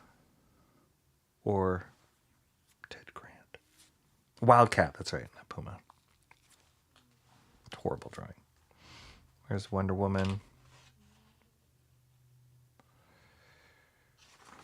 So it seems like they're like a cabal behind the scenes. Oh, that's a horrible drawing. Green Lantern, Absolute Flash, Martian Manhunter. Here's Wonder Woman, Batman, Superman.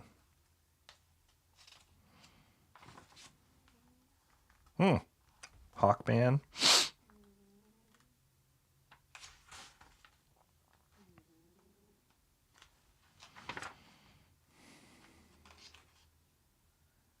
It's Brainiac from Absolute Superman.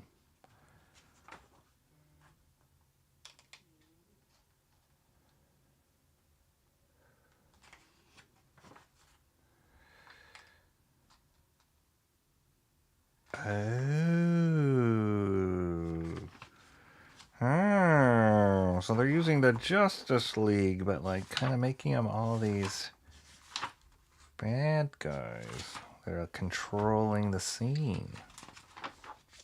Okay.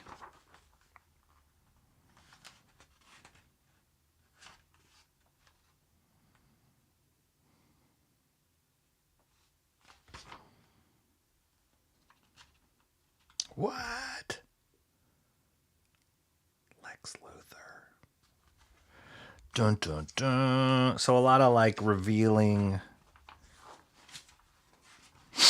behind the scenes plot lines. All right. Okay, I got to sit down and read this one just to see what it's all about. But it seems like there's a lot of twists and turns and secrets being revealed.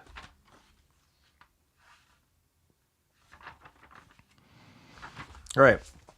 Absolute Evil, not much more to say about that. Absolute Evil #1. More of like a plot cornerstone to the Absolute Universe.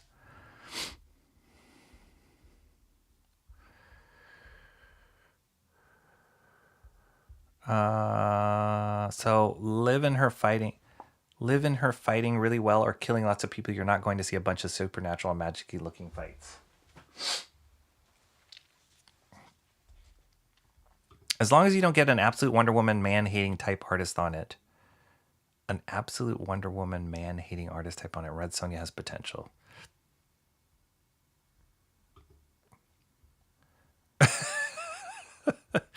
I don't know who this character is. Rocky sounds like Bancroft looking at a picture of Superman during her chair.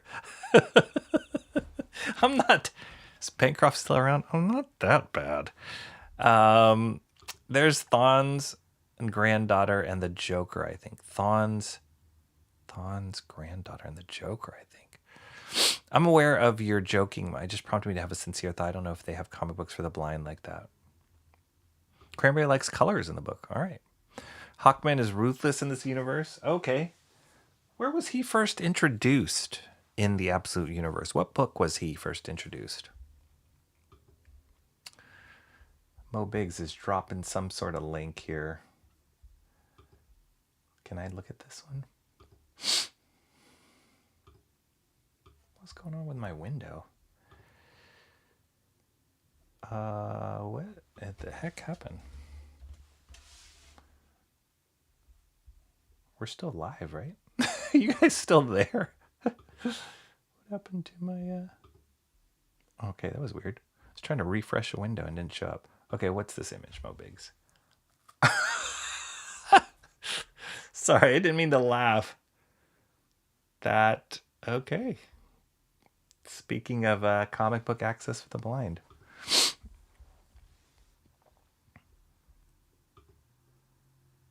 4.5 out of 10 stuff here. Trying to find myself in Facebook from 20 years ago is failing. So far, there are 2 women with my name. Farm Man Lex Luthor. That's right. They switching the places of Superman and Luthor. Well, not switch. I guess they're putting Luthor in like Superman's history in the Absolute world.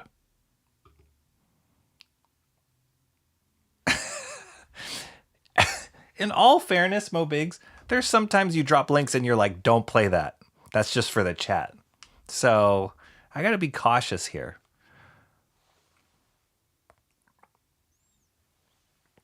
All right, here we go. Moving right along. Skinbreaker, #6. Last time we talked about Skinbreaker, I had that conversation, that impromptu conversation with Shant about the colors on this. I'm expecting it to be more of the same here. But this is the David Finch epic teamed up with Robert Kirkman, the writer. It's kind of this native alien race. And the battle... Wah! My eyes are blind. Yeah. The battle between... if I had to sum it up, it's like the battle between tradition and honor for this... alien race. Yeah, these colors, man. These colors are intense.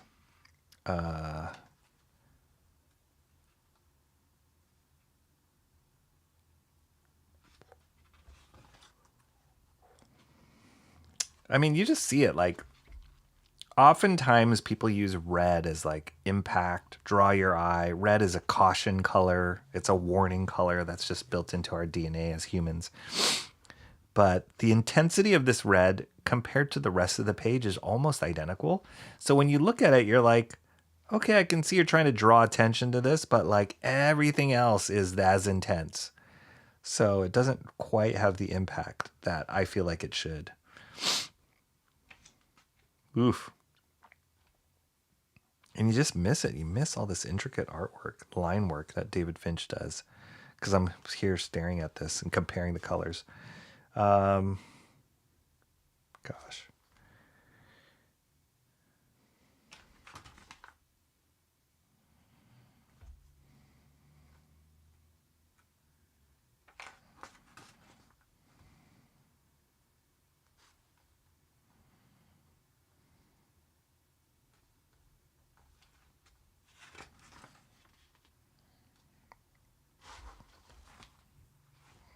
Same creature on the cover. Some underwater monster with nostrils.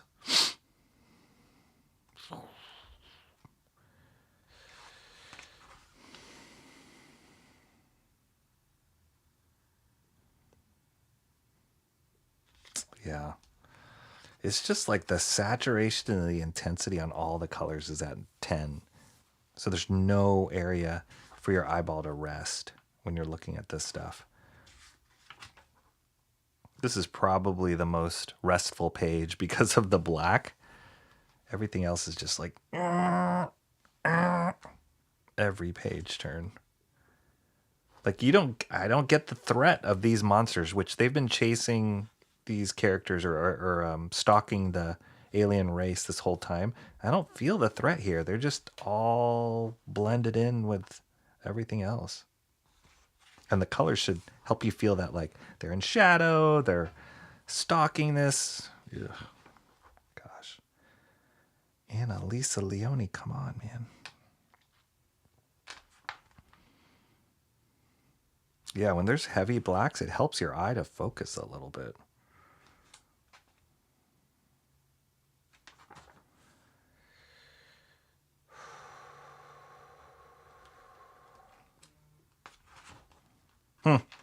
All right, Skinbreaker. I think there's one more issue left. Oh no, Battle Continues issue 7. Let me look that up. How long?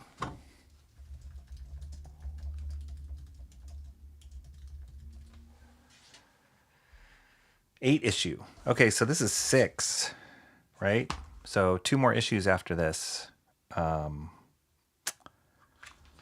What will happen? I want to see a black and white version of this whole book. They need to release a graphic novel of the black and white, little larger size than normal, of David Finch's artwork, and I would buy that in a heartbeat.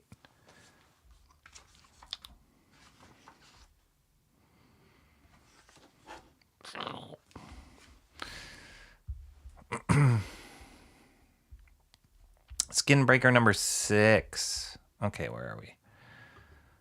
The colors are drawing attention to black space, though. I guess. Art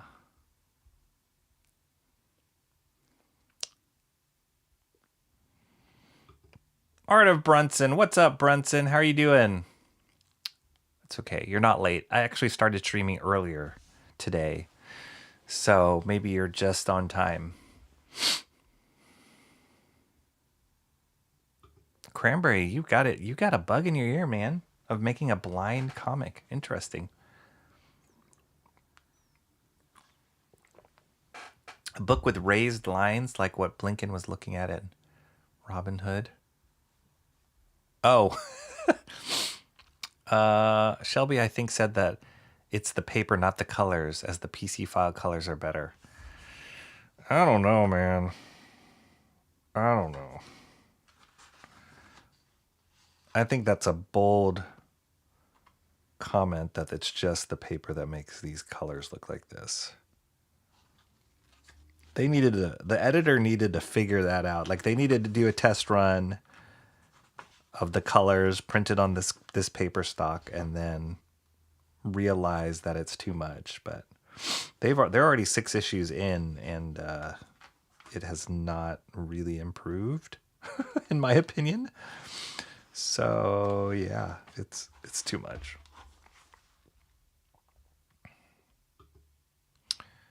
I like the underwater stuff. Yeah, if I had to pick, I mean, that's cool, like with the reflections on it, but it's really,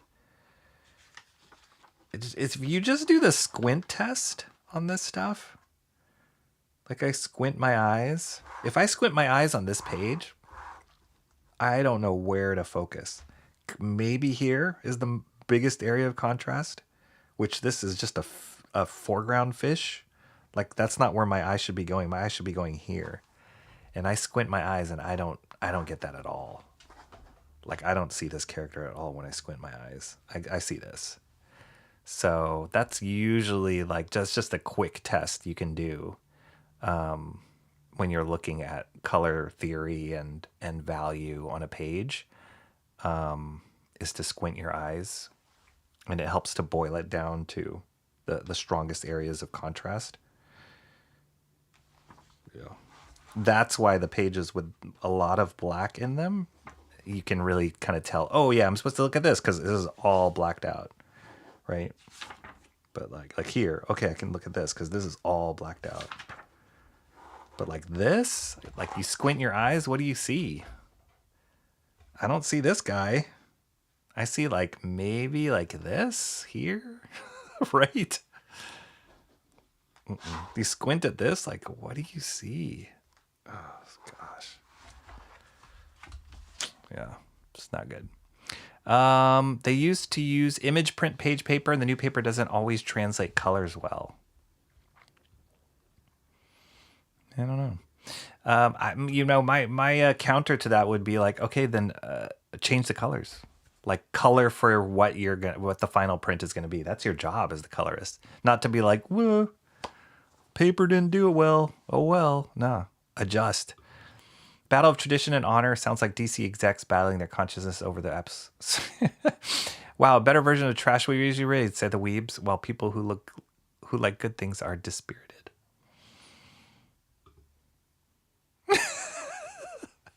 Is that what I'm doing? I'm like dulling my eyes by looking at the other stuff.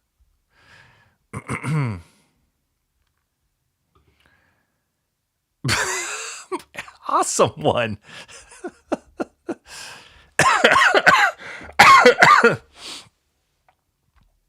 I like Rocky's idea for a black and white version. I would just exchange that for a colors to nose of more than 3 colors. Yeah. Yeah. Hey, Blinken. Did you just call me Abe Lincoln? Hey, Blinken. Blinken. Colors are drawing attention to blank spaces instead of the characters' objects. Yes, yes, yes. I'm just relieved that Cran is giving up on his idea of blank slaves. Oh my gosh. Please don't include up the wazoo in the same sentence as fat fingers, cranberry lanterners. You guys. Oh my gosh. Okay, this is the last issue of DCKO came out. I was a little bummed. I didn't get to the Daniel Warren Johnson cover. I was almost 5 for 5. They didn't have it, but it wasn't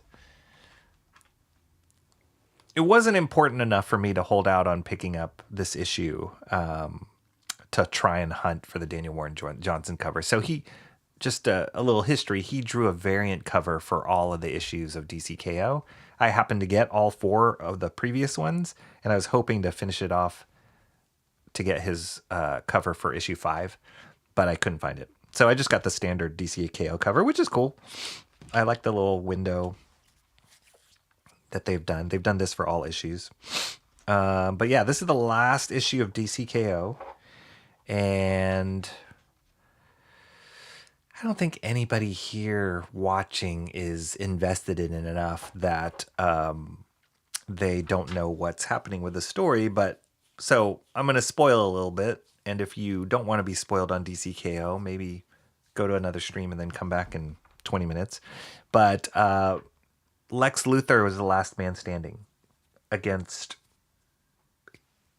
So not hopefully, but according to the story, he needs to face Darkseid now. He's the winner of the tournament. He's going to be imbued with the power to stop Darkseid. And that's what's going to happen. Everybody thought that Superman would be the last man standing. Naturally, because they were telling the story from his point of view this whole time, you kind of get invested in thinking that that's going to happen. And of course, they have to throw a twist on it at the end. He basically gets shanked by Lex Luthor at the end. So we'll see what happens. Scott Snyder's the writer. He's doing great. I like what Scott Snyder's been doing in this whole Absolute universe. And then Javi Fernandez is the artist on the main part of this book. That's cool. That's a cool Darkseid.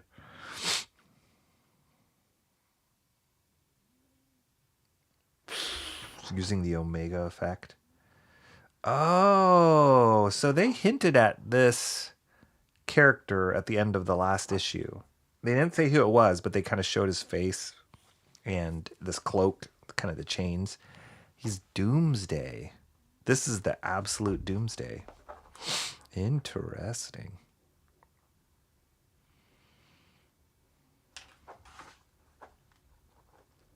And here's going to be the way that they get Superman at the end.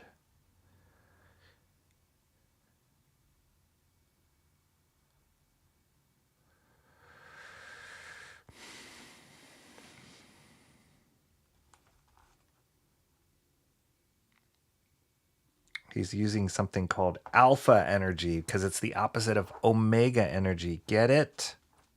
Get it. Live. That's cool. Goodbye, Kal-El.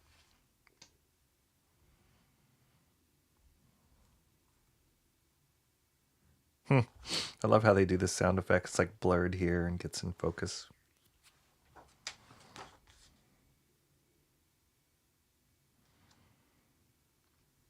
I have to say, I do really enjoy the artwork in this. It's not my favorite, but there's something about it that captures the energy and kind of the epicness of what's going on.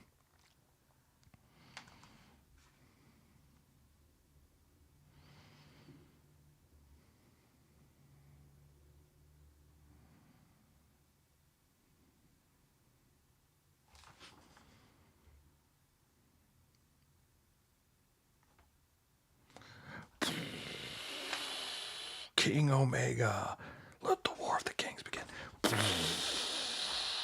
I've hated the lettering in this book. They do these weird things with the fonts. Like they try too many different fonts. Yeah, it's really distracting. Yeah, I've hated the lettering on this. This is cool though. Like super epic.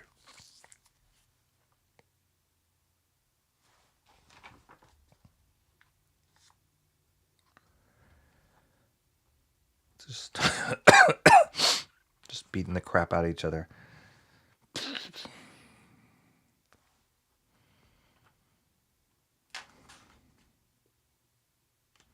Yeah, this is just really distracting.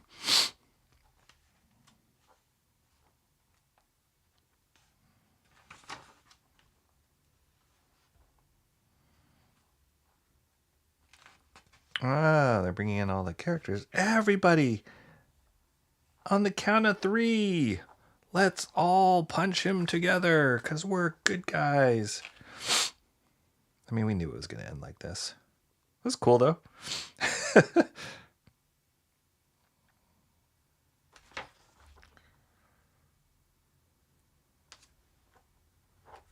That's how we all win, everybody. Let's all do this together. Everybody's included.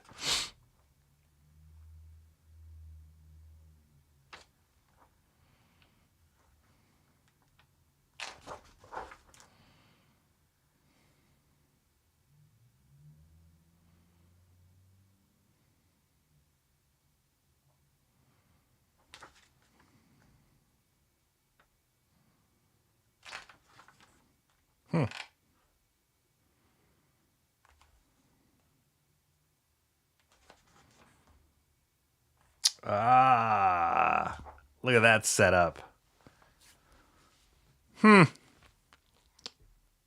It's all been a setup for the next crossover event. Absolute Crisis of Infinite Earths, maybe. Cool. Oh, here's the next level stuff. This is where Lobo's going to come in. But yeah, I don't know if it's within the Absolute Universe. I don't think so.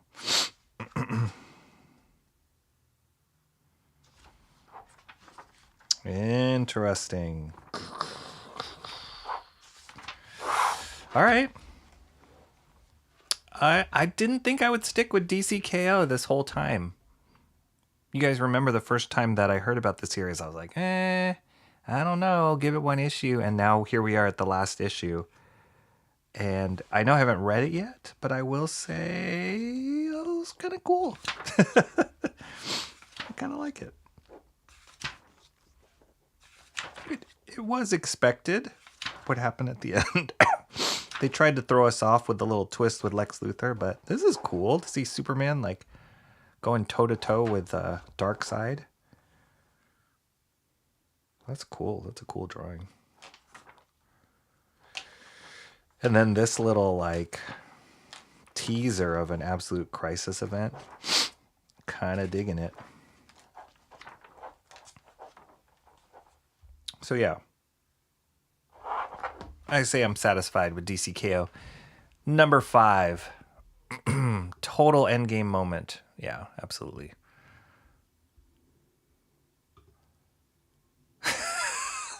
Gosh.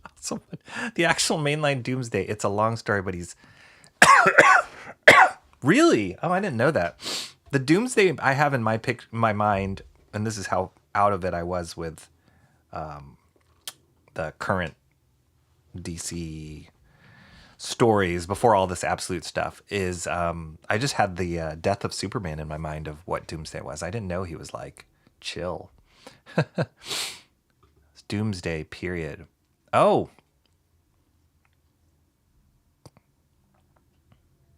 Garfield should have won. They sandbagged Garfield by holding a tournament on Monday. He wins with a pan of lasagna.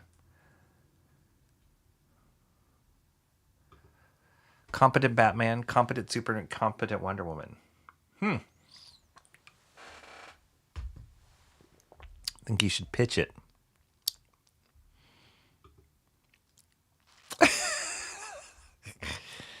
Yes, Mo Biggs.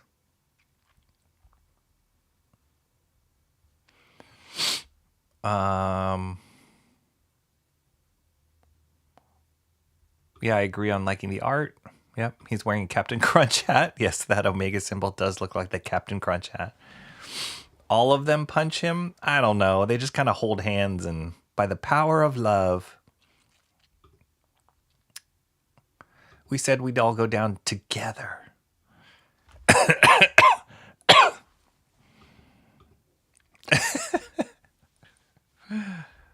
Do you even read these books? I do, Awesome One. I do.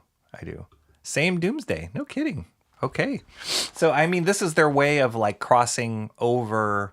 So the last issue of DCKO 4, they battled the Absolute versions of themselves. So regular Superman, or mainline, however you want to describe him. Mainline Superman, Wonder Woman, and Batman. And Flash was there too. They battled Absolute Batman, Absolute Wonder Woman, Absolute Superman, and Absolute Flash was in there. But then you find out that they were like the Absolute versions of them, because they were created by Darkseid, are kind of possessed by him. So they're not really them. They're just like avatars of an evil Darkseid thinking, and then they get snapped out of it by fighting the regular heroes.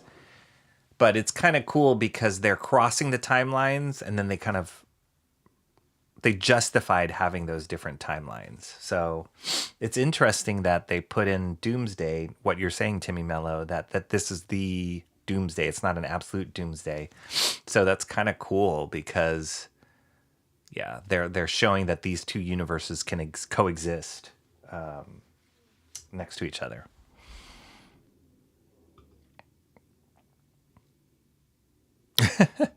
So they're going to do the thing where they replace the unpopular characters. I don't know what they're going to do. Or they just might be... They just might exist as two different universes. Just like there's different Earths in the DC universe, different multiverses in the Marvel universe. I think they're just going to do that because you will...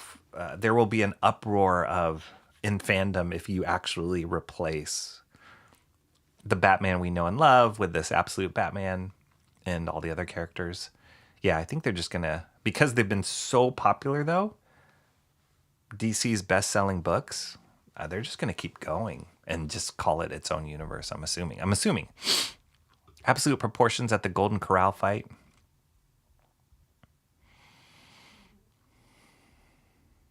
So Darkseid was behind the Absolute redesigns. He was. Isn't that too much evil even for him? Song of Saigon. What are we talking about, T Green? Song of Saigon. Did I miss it? Oh, that's where this quote is from. Oh, interesting. Why not replace Batman with Absolute Fad Man? That's pretty good. All right, here we go. We're getting in the back issue territory. We're rounding it out with back issue territory. So I was able to go back to a couple stores in that are not near where I am. They're about an hour away in Fremont, California. One of them I mentioned a stream or two ago called Treasure Island Comics. And they had great back issue stock there. So I went back there because I was like, oh, wow. Like I came up with a new list of comics that I wanted to search for at Treasure Island Comics. And actually none of the ones I got, I actually picked up all my like modern books there this week. But I went to another store called Chris's Comics, which I visited this one once many moons ago. Maybe about a year ago, half a year ago, a year ago. And the thing I liked about that was this comic book store was the first time I heard of a store that opens at midnight. So Tuesday night to Wednesday morning, midnight. And it opens at midnight for an hour or two for people who want to get their books right on Wednesday, like the first minute of Wednesday, which I thought was pretty interesting that they had an audience to do that. So went back to Chris's just to visit after I went to Treasure Island Comics. And at Chris's Comics, that was the store that I was telling you guys that just had piles of back issue boxes and they weren't all organized. And I just told the store owner that I wanted to rifle through them just to find. And this was one of the books I found there. I wasn't hunting for it. I just found it there. And I love this book because this is the era that Mike Zeck, who is the very first master study I've done on my channel, and he's one of my favorite comic book artists. He was doing a lot of covers for G.I. Joe at this time, and in this issue, he actually draws some interior pages as well. But look at this cover. This is what like I wanted G.I. Joe to look like all the time. It's like so awesome, just cool, dynamic poses. Look at the anatomy on Snake Eyes. Like he's just jacked up. Even though he's a prisoner, he's just like flexed. And Storm Shadow looks awesome. Scarlet shooting off her machine gun, throwing stars everywhere. This was just everything that for me made G.I. Joe cool. And Larry Hama wrote this book. But this yearbook is kind of like a annual or like a special that they released. The very first yearbook I was exposed to was G.I. Joe Yearbook number 2 that was drawn by Michael Golden. If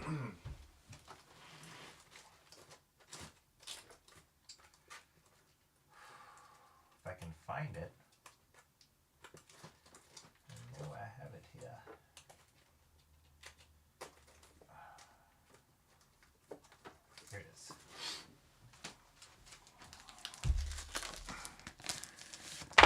This is my favorite G.I. Joe yearbook because it has the classic Michael Golden, some of the best G.I. Joe drawings here. But it's just this short story that Michael Golden drew, and it's just awesome. Just so cool, and all the vehicles and weapons, and so yeah, it's like Michael Golden, Mike Zeck, those guys did amazing versions of the G.I. Joe characters. Most of the time, at least for Mike Zeck, he was just drawing covers for G.I. Joe, the regular series, but they would do this yearbooks, again, like annuals. They would have short stories in it. They'd do little articles and stuff like that about the cartoon. And so this particular one is the same thing, and it has the story in here, not drawn by Mike Zeck, another artist, Ron Wagner. But it's cool because it's kind of like the silent issue, the Snake Eyes silent issue that's very famous for G.I. Joe. I've looked at that book before on stream, but there's no words on here. So I feel like, I think this came after it. I feel like they were like, they saw the fan success of that silent issue. So they're like, let's do another one. But it's awesome. It's really cool. Like, I don't even know who this artist is, but it's just fun to see a story told with no dialogue. Especially when you have like ninjas as a part of it. Dr. Mindbender. So cool. I just love it. G.I. Joe, man, this is just over the top, crazy concepts.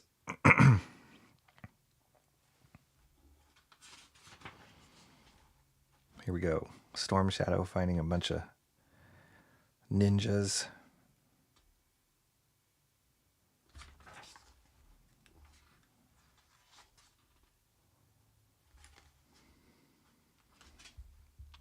This is also the run that captures Storm Shadow becoming a Joe.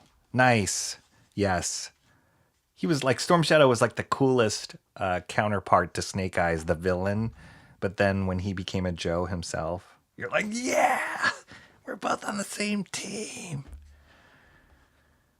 This is awesome. Like, again, I don't know this artist that well, but this is cool. Really cool stuff.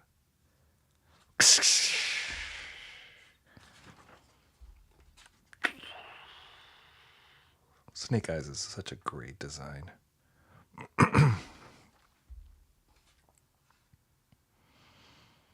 He's like, wait, the Baroness? She's tied up. Look at her cobra bikini. Dun dun, Scarlet was in disguise. I got you. So good. Then they talk about the TV show again. And then look at these pinups by Mike Zeck. They're amazing. Amazing. And here's a cover gallery of his stuff. Oh, I love Mike Zeck stuff so much. It's just really like...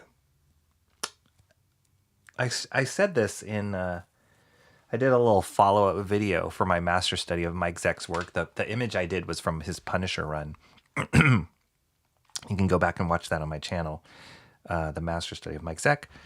But one of the things I love about what he does is like his dynamic anatomy. Just the angles he picks, and he just knows anatomy so well. I wish these reproductions were better, but every one of these covers I remember as a kid, and they just made you want to buy the book, even though the insides didn't look as good as the cover. Covers were so good. It's great. Serpentor. And this is just some like commentary stuff on plot points that have happened previous issues.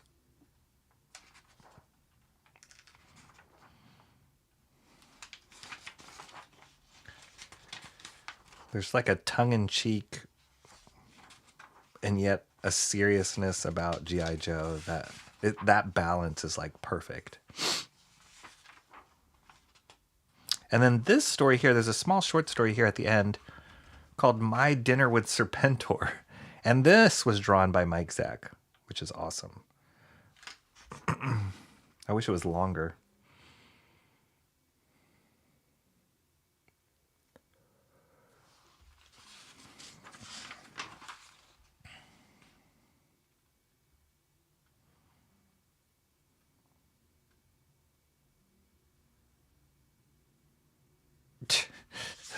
This is almost like a story about like Hostess cupcakes. You guys remember those little comics they'd have in the back of comics? In the back of old comics, like Hostess Twinkies or whatever. They do a little comic strip. This is kind of feels like that. I'm talking about pizza, the invention of pizza, as told by Serpentor. Ah, these are awesome.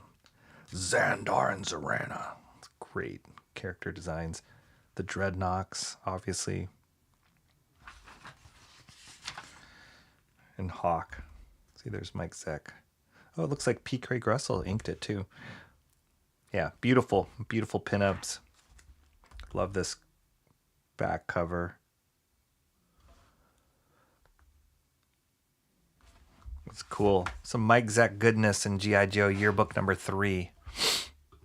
Cranberry remembers the Hostess comics. Those are so fun. I'm going to have to pay more attention now so I know how I want to vote. I haven't even heard Rocky make one forced explosion sound effect trying to make this book seem cooler than it is, and it's G.I. Joe. It would make sense to have explosions. A few members of Cobra framed Storm Shadow for the Hard Master's death. I love that kind of stuff. Mike Zeck is great if you like art that looks like what it is, but where's the absolute verve? Yes. I think they were trained by the same people, right? Wasn't that right? Mighty Geek Studios, Storm Shadow, and Snake Eyes. I think they were trained like by the same master or dojo or whatever. Cobra Copter was awesome. I actually didn't have that many G.I. Joe toys. I collected more Star Wars and He-Man stuff. But I had friends who collected a lot of G.I. Joe, so I would just like borrow their toys, or we would go and play at their house with their toys. So the only vehicle I had was the Snowcat, which was like the snow tank kind of thing.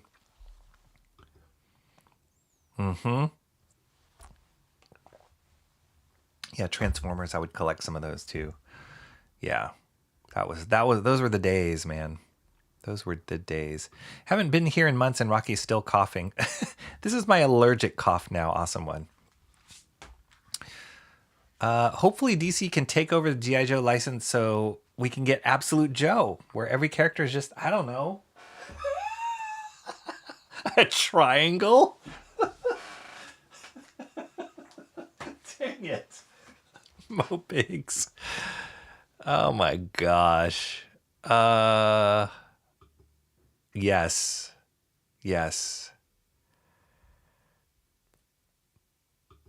Rocky was so blown away by Chris's comics that he removed his comic shop intro and replaced it with 2 minutes of scrolling numbers.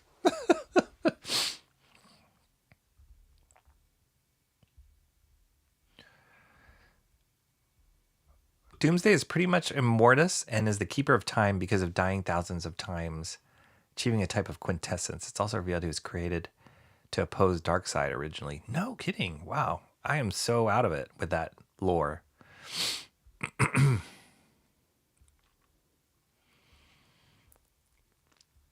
Okay, wait.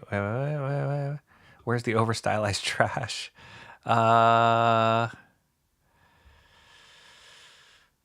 Lynn said the same thing when she noticed she was next in line at the polling booth on election night. Here's what's funny. When I was starting to get into comics, I'd buy at the Air Force or Navy exchanges, and they didn't sell G.I. Joe. Weird. Interesting. The Hostess snack cakes were the dessert in that story. Were they? I didn't even...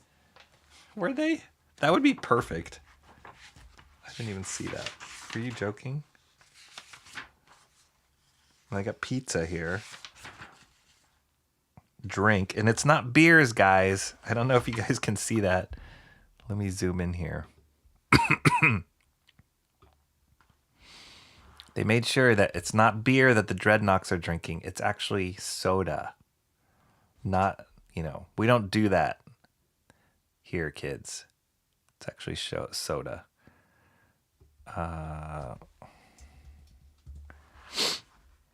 They have donuts. This is a weird meal.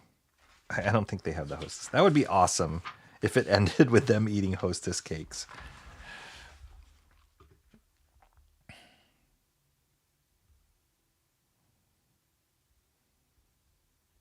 Absolute hostess. Rocky was created to balance out Shant's ramblings.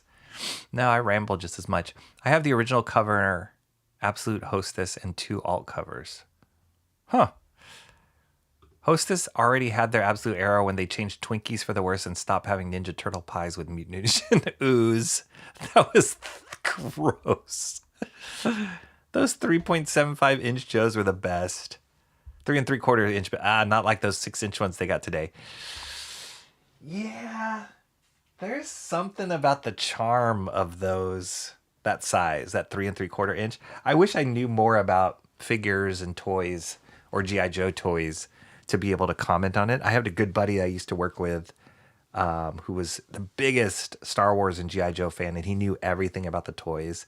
And yeah, he had a lot of things to say about the that size of figure. But there is something cool about the 6-inch ones because you could see more detail, and they would put, at least the modern ones, they would put like all the extra gear. I don't know. Those 3 3/4 were awesome. I had Zartan. I had that Snowcat. I had Snake Eyes and Storm Shadow. Those were just the coolest ones. I had was it Beachhead? And I just used him as like a ninja also because he had like that ski mask on. What else did I have? I didn't have that many fingers. But yeah, they were awesome. And then the little like accessories that they came, like Zartan came with some cool accessories. Storm Shadow came with cool accessories too at that size. I vaguely see an imitation Pepsi logo in those cans. Ollie's. I've heard about this Ollie's place. We don't have an Ollie's in, at least in Northern California. Did Gail Simone write Absolute Hostess?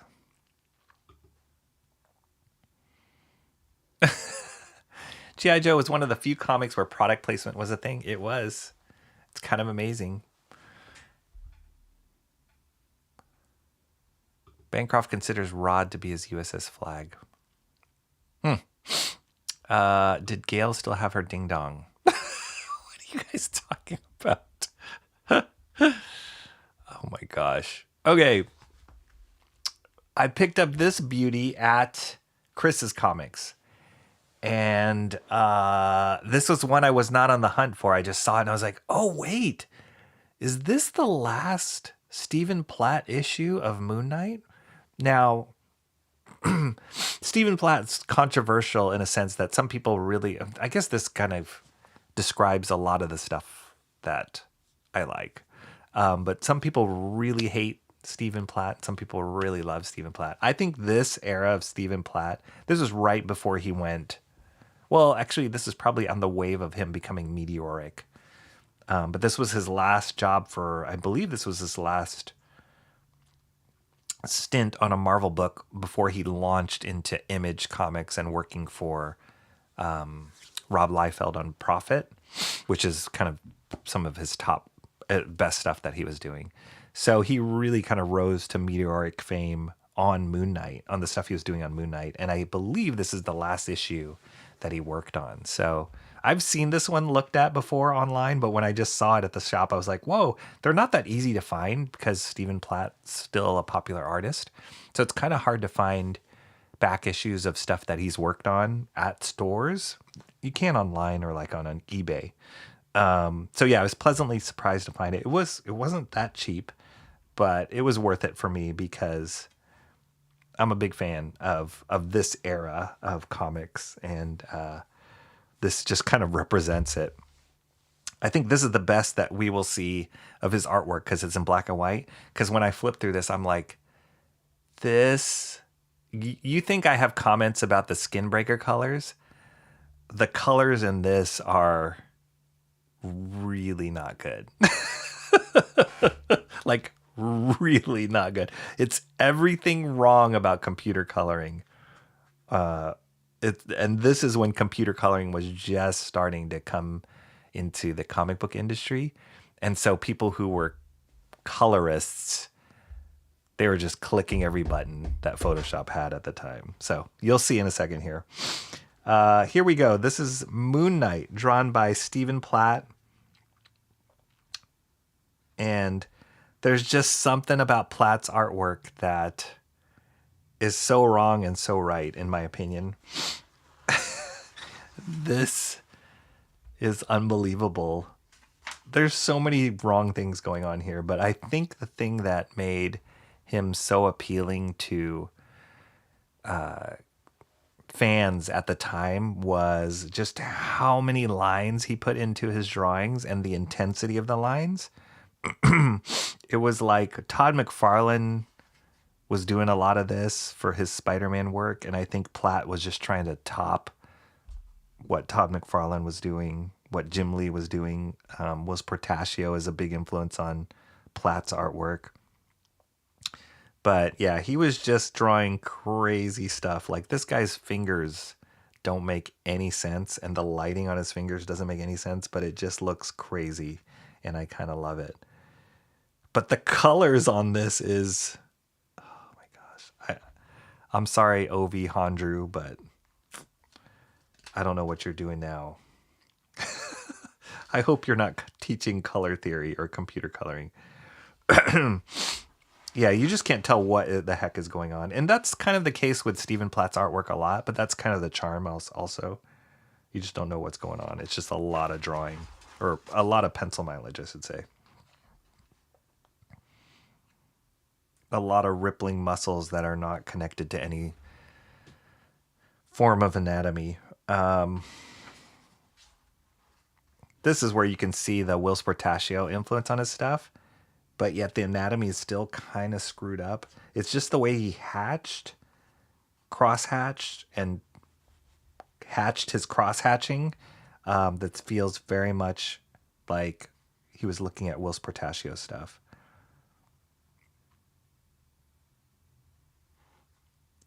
Like, he spent so much time, I'm sure, and so many like pens inking this double pager that when he got to this background, he's like, I don't know, straight lines. Let's do a silhouette that's not even in perspective. Let's just do that. I'm just gonna black it out, guys. Is that okay? Here he's like, I don't know what the background is. Let's fill it with computer coloring. This is a horrible face.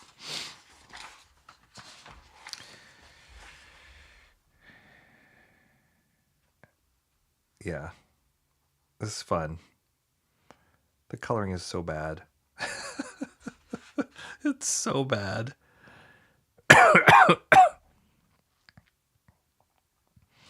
But he did whatever technique you want to call about this cross hatching or lighting. It's the way that it feels lit or like underlit, if that makes sense. And Willis Portacio did this so well. Dale Keown does it really well too in his drawing. And I think Platt was just looking at that stuff and adding it into his designs. But it oftentimes didn't make any sense.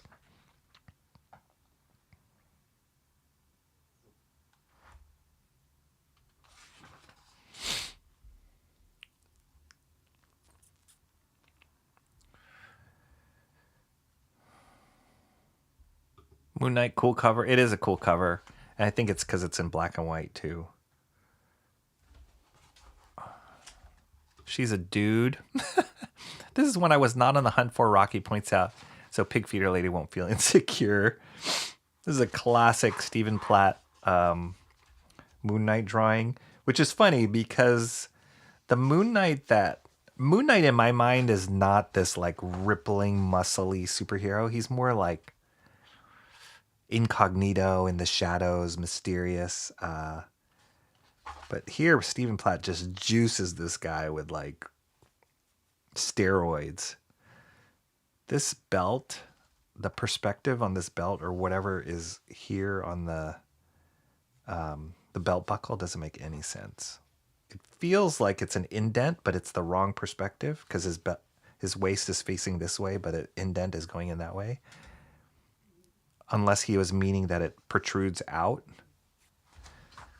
But here it looks like it goes in. So yeah, it's all messed up. But it's cool.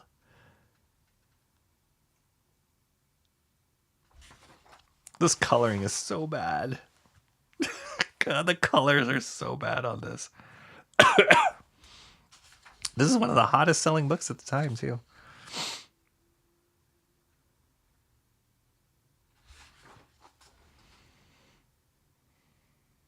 That's cool.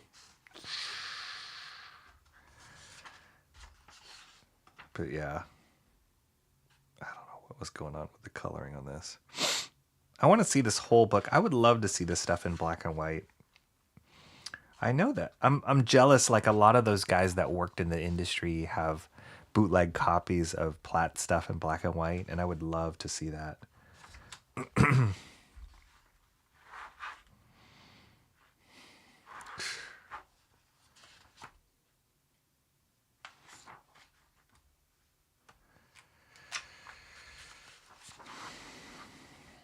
And Platt loved drawing these ginormous moons in the background.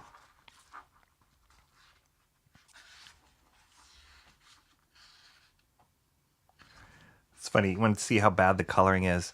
So let me zoom in.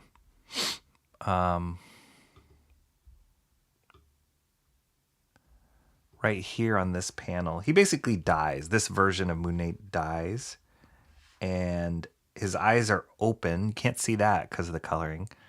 And then this hand comes in like they do with people who die in battle. They close their eyes, close the eyelids. But you can't even see that. Like, it's just all colored flat together. Doesn't make any sense. And like, is this hair? Is this smoke? What's going on?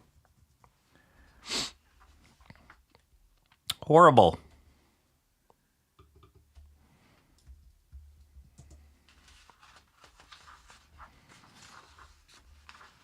Then you get this ginormous moon.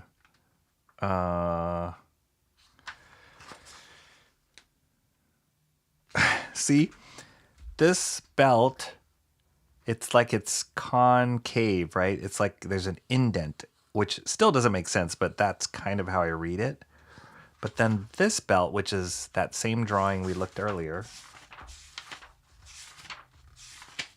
here, is still concave, but he's facing the wrong way. So it doesn't make any sense. But look how much cooler. This is the colored version here. This is the black and white version. That looks cool. I love that. But what is going on with the colors here? Like, what the heck? What is the theory? What is the concept? Like, just give me the concept. What are you trying to do with the colors here?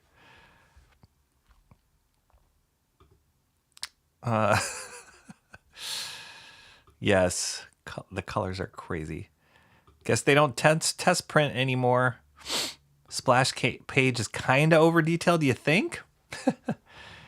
Yeah, I do too. I'm a sucker for them. I really am. I mean, that image, I don't know if you guys can see that image behind me is from his Prophet book. I love that image so much. This is just a print of it, but I love that image so much, and it's in black and white. But yeah, I love Platt stuff too.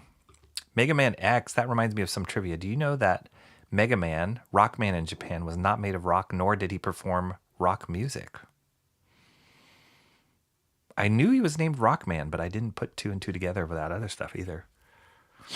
Did you know X is a Japanese rock band? I didn't know that. You think, T Green? Moon Knight has strength, speed, and I think some other stat that increase the more of the moon you can see, and he weakens as the moon wanes.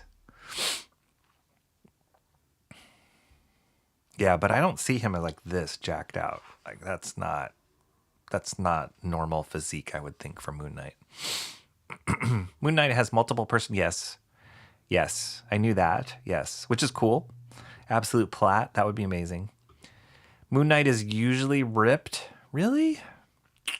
Maybe I'm thinking also of like the Declan Shalvey version of Moon Knight, which I haven't talked about Declan Shalvey in a long time, but I love his artwork. I love him as a creator. He did a great run on Moon Knight, which I loved, and I thought it kind of captured, for me, the essence of what I like about Moon Knight. And they based a lot of the TV series based on that take on him. Bad colors is appealing to me. Hey, I don't know cranberry. I really don't. I don't know why anything is yellow and blue in this. Yep. Cranberry likes a lot of the figures. Nice. I played Champions a lot. Is it that game? This one? Yeah. With this cover.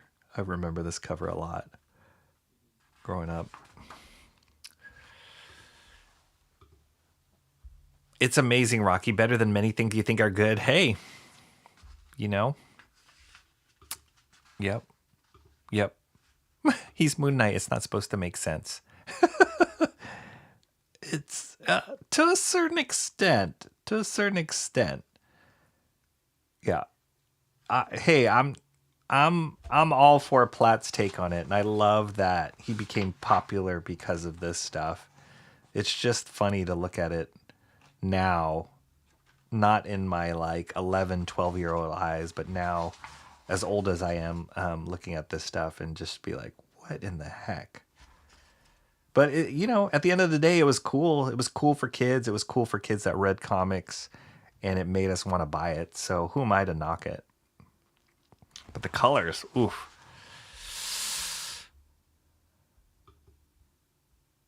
Yes. Oh, really? Was that what it was? He never battled Paperman. It could have been a robot based on the father of Atari's Paperboy. Wow.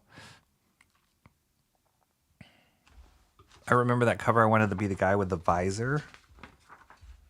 Okay.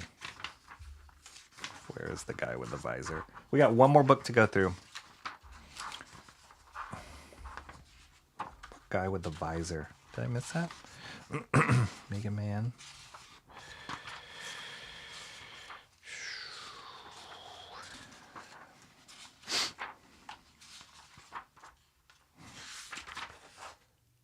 His teeth are crazy. There's no perspective on his teeth. It looks like he just has like white lips. Like he just ate some powdered donuts. What cover are you talking about in crayon? Did I miss that? This is classic NBA Jam. This was 1994. Oh, such a great era for comics.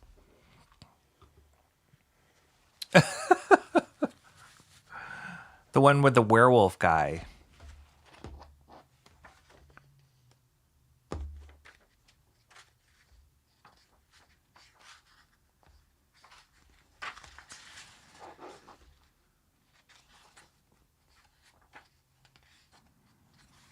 Oh my gosh, I didn't even see this artwork. It was just so muddy. I didn't even see the screaming face. And there's Moon Knight right there in this dark, dark purple.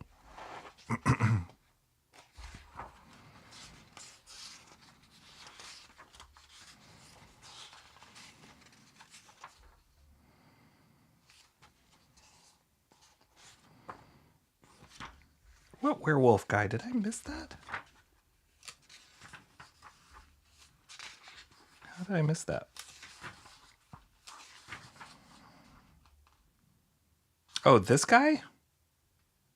This guy in the goggles? Oh, Champions. You wanted to be this guy. Yeah, but like, what's going on with this? How did this work in the game? Awesome one. Did he like get a beam from the stars, or how did that work?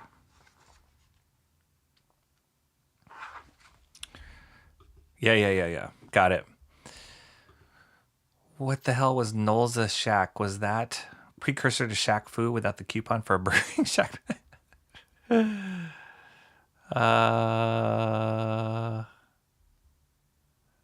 Last but not least, that's right. We'll see. I know my crowd. You guys are gonna like poo-poo on this. High C with no ecto cooler. Loved ecto cooler. All right, here we go. Mo Biggs. Are you loving this or what? So this is the Batman The Dark Knight Returns Facsimile Edition, which is a reprint of the classic first issue of Dark Knight Returns. I'm assuming they're going to reprint all four. And what I love about this is and when it came out, is it's thicker than a normal comic book. And so, you got more bang for your buck. But Dark Knight Returns is one top 5 at the very least, maybe top 3 for me of comic books of all time, maybe the top. But it's one of the greatest comic stories I've ever read that I enjoy so much. Written and drawn by Frank Miller. So you guys know how much I love Frank Miller, and I know how much you guys hate Frank Miller, or a lot of you guys hate Frank Miller.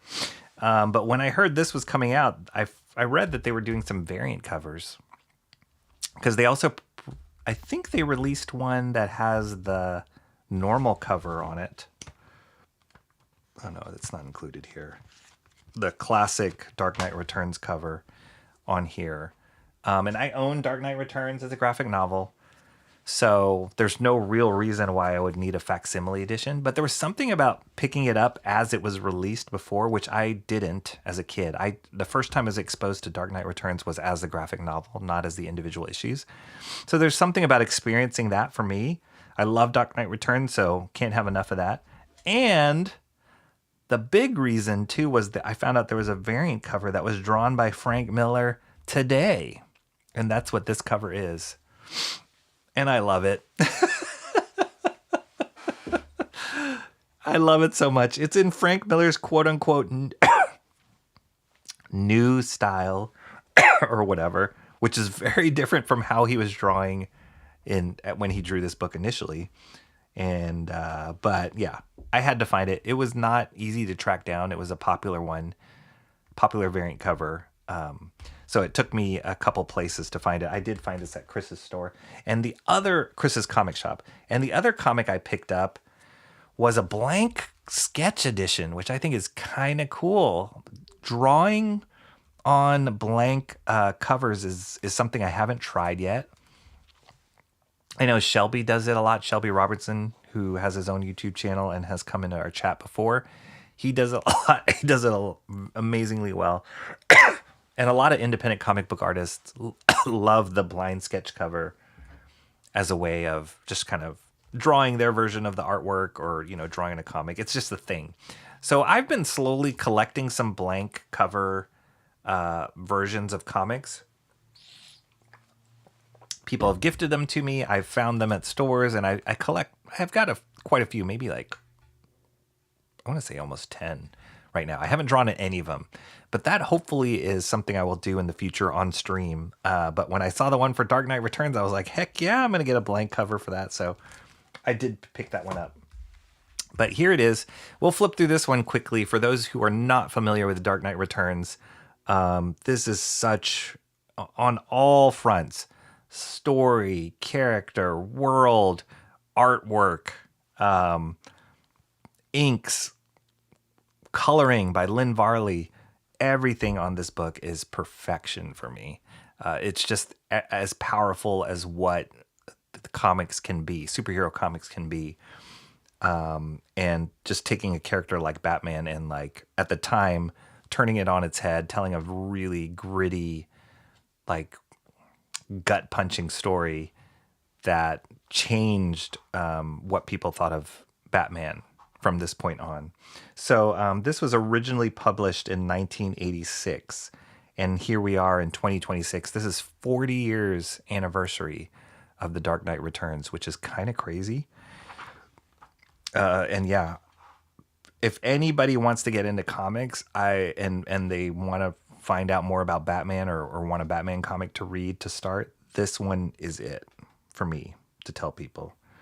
Frank Miller is one of the best Batman writers of all time.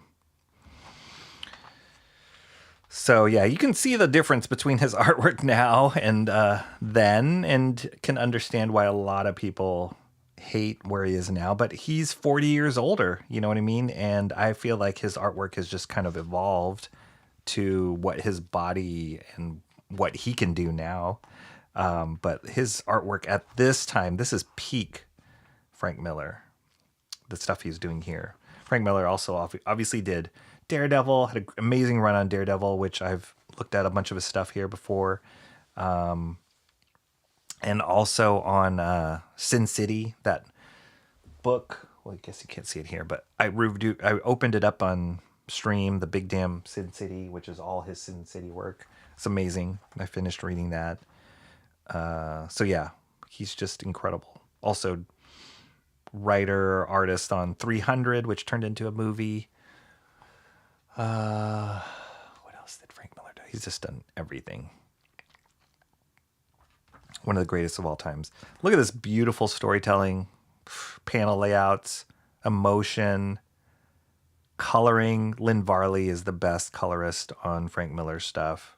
Unbelievable. This like painterly stuff she was doing was revolutionary.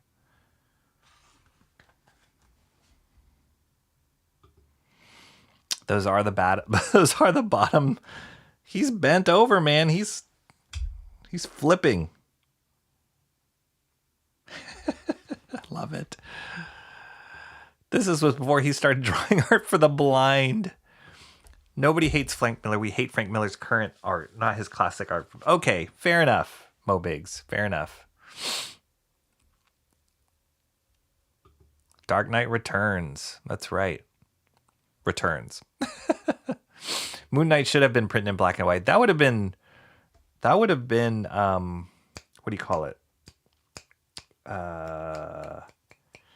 On brand if they printed it black and white.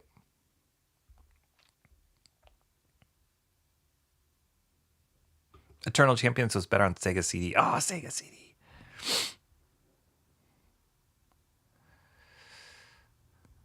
His all new, all amazing art. But yeah, he was doing some cool stuff with paneling here. Like a lot of panels too. I love when he did this like TV panel inset. It was beautiful. So many people have ripped that off. Look at this progression, or how he told this flashback of Bruce Wayne's parents getting killed in front of him. Amazing. Just the timing of it is just incredible. You know what's funny? I was thinking about this the other day. You would think, as much as I love Dark Knight Returns and rave about Frank Miller stuff, that I would own the gallery edition of Dark Knight Returns, which it does exist. It's huge, and I've seen it. I've debated a million times of buying it. And so the gallery edition is like an artist edition. It's the black and white artwork, the scans from the original. It's amazing. You would think I would own it, but part of the reason why I hesitate is, and I probably will buy it eventually, one of these days if I find it for a good price. But the reason why I hesitate is because I've found that the coloring on this book in particular is so married to my experience of looking at this artwork. Like Lynn Varley's colors is so burned in my brain of how I've experienced Dark Knight Returns. To see it separated from that, as much as I love looking at black and white artwork from comics, to see it separate is a little bit like, oh, like it's missing something. And so that's why I haven't jumped at buying that book, because even if I look at it and admire what Frank Miller did, it's like, it's missing that that Lynn Varley touch, like what she added in the colors. And that is the sign of an amazing colorist, when they're bringing as much influence and storytelling in the work that they put into it as the penciler and inker, then you know you're dealing with an amazing artist. And that's what Lynn Varley did. This is great stuff. The sound effects, the staging, the pacing. Look at this with the siren. It's so good. He made like driving through a city. We're not even seeing Batman. Driving through a city, police car chase, just as exciting as seeing Batman in the air. And then he give you this splash page. Holy cow. Are you kidding me? Unbelievable. Look at this. It's great. So impactful, exciting. It's like perfection. Comics perfection right here.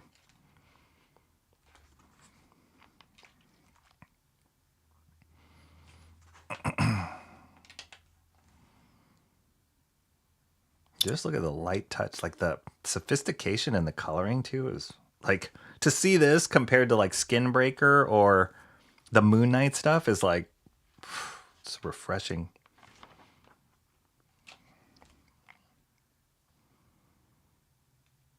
Like when Frank chose to break a panel, full bleed a panel.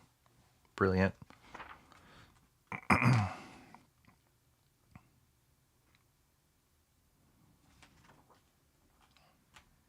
It's great. Yeah, and there was so much story going on just in this first book. Goes the black and white here, this like high contrast after the bomb just explodes. Whew. There it is. Book 1. I have a stinking suspicion I'm going to pick up all 4 of these when they come out. It's just awesome to experience it as an individual issue and just like, this is what you got as a kid when it first came out and how much anticipation for the next book just to get this amount of story. So good. This would 100% be my vote for this week.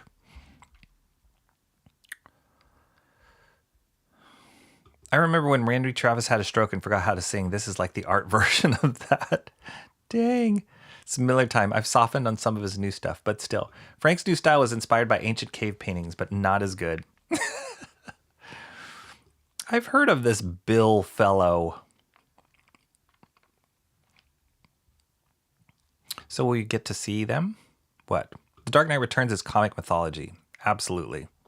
What if The Dark Knight returned as a completely incompetent shadow coasting on his name alone? Wait a minute. You're not talking about The Dark Knight. Too much information. Awesome one. To think that Batman is 55 years old. You mean the character in this story? Is that what you're talking about? Is he 55? Is that his age in there? That makes sense. Sumo Thori. Amazing. That is amazing. Wow, Cranberry Langers. No. Does he know how human...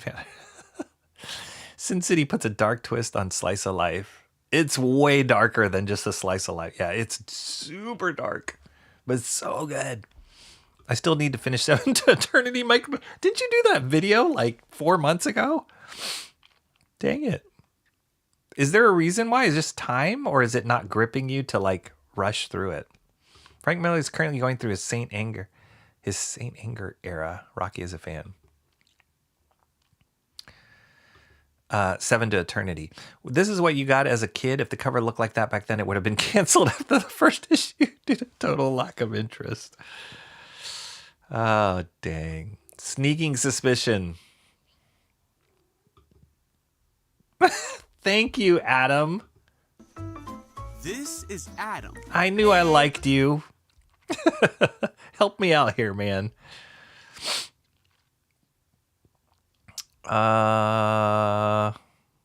You answered on the draw-in covers. The drawing covers. Oh, so will we get to see them? Oh. Yeah, if I do them on stream, for sure. Yeah, I mean, I wanted to do it. That's one thing I want to do for this channel is draw those covers live, like I do the Master Studies. I just got to get through this Kirby Master Study first, and then we'll see. That was going to be like a decision point for me of like, I'm going to continue Master Studies, or maybe I should start doing blind covers as a drawing stream. So, okay, let's get to the vote. We went through a lot of stuff today, and a lot of fun things. Let me get to the vote here. Wow, it's been 3 hours. Holy cow. Thank you guys so much for being around, sticking around. It's been fun. It's been fun catching up with you. There's a lot of hate today. A lot of hate for sure. But that's okay. I still love it. Okay, let me grab this link. Copy the link. set up the poll. Okay, so here's the poll. I'm going to drop the link in the chat and then pin it. That's the link to the straw poll. So help vote on which one of the books was your favorite book for today's My Wednesday Comics. So I'll do a recap. I posted the link in the chat. If you know already which book you like, go ahead and do the vote. Otherwise, I'll do a quick recap here. Save Now, number 2 by Bad Idea, was the character Saver who can go back to his reset spot, and he's trying to stop the end of the world by figuring out the right path to stop the end of the world. Infernal Hulk, number 4 by Nick Klein, is the artist. That like Hulk meets horror. Absolute Martian Manhunter, number 9, the continuing saga of this trippy absolute version of Martian Manhunter. It's kind of a detective, and it's also like a mind screw, kind of very abstract mind story. Absolute Wonder Woman, number 17. It was my rejoining of picking this up as a regular book, drawn by Hayden Sherman, written by Jill Thompson. Some fun Giganta, Zatanna, Absolute Wonder Woman fighting stuff in here. What's next? Skinbreaker, number 6, by Robert Kirkman and David Finch. The colors are still the same, which I don't like, but it's okay. I'm still in it. I'll finish off this series by picking up the last issue, which is number 6. This is number 5. So it's going to wrap up in 6 issues. So David Finch awesomeness. And the story's been good too. Absolute Evil, number 1. This was recommended to me by Jeffrey Beats in the chat. This is just kind of an explainer of some of the back dealings and story stuff that's going on in the Absolute universe. They reveal a few things, a few secret things that they're probably going to build on in the future for the Absolute world. DCKO number 5. This is the last issue of this miniseries. DCKO, which basically took all the main heroes and villains in the DC universe, pitted them in a galactic tournament to find the winner so that they could compete against Darkseid and beat him. So they can be imbued with the power of the Alpha to counter his Omega energy. And so that's the conclusion of that series. Blast from the Past, G.I.Joe Yearbook number 3, which is Mike Zeck awesomeness and just a great, like, sorry, I had to refresh that. Just a great flashback to just that era of G.I. Joe, especially with Mike Zeck's artwork in there. Moon Knight, number 60. Stephen Platt's last issue on his run on Moon Knight when his career was exploding. This was a fun one that I found in the back issue boxes. Crazy 90s artwork. If you love it, you love it. It's crazy, though. And then finally, the Facsimile edition of Dark Knight Returns, Book 1. Beautiful variant cover by Frank Miller, who is the writer and author and creator and artist on the original Dark Knight Returns. One of the best comic book stories of all time. Look at that. DCKO. Really? DCKO got 2 votes. G.I. Joe Yearbook, 2 votes. Wow. Absolute Martian Manhunter, number 9, got 1 vote. And Dark Knight Returns got 1 vote. Holy cow. That is not how I thought this vote was going. But look at that. We got a tie up top with DCKO and G.I. Joe Yearbook number 3. That is exactly not what I was thinking was going to happen. All right, let me see. I love that Adam came in when what's with all the Frank Miller hate. Then he saw the cover and understood. You should make a least favorite poll so Absolute Wonder Woman can win something for a change. That's actually a good idea. I might do that next time, Mo Biggs. Although I like to promote comics, not just poo-poo on them. But that is kind of a funny spin. We might have to do that. Maybe for like April Fools or something. That would be funny. G.I.Joe Yearbook number 3. Pulling out with the lead here. 3 votes. Congrats, Cranberry Rangers. Not many things make it over that giant forehead. Adam says, I plan to get the Wonder Woman trades. I like it. Yep, all that absolute stuff is coming out on trade format now. So if you didn't pick up the individual issues, you can get those compilations, which is pretty cool. One of the stores, I think I was talking about Treasure Island Comics. That one's great because he has a great discount on all of his trades. Like, it's just a standard discount he has on the trades.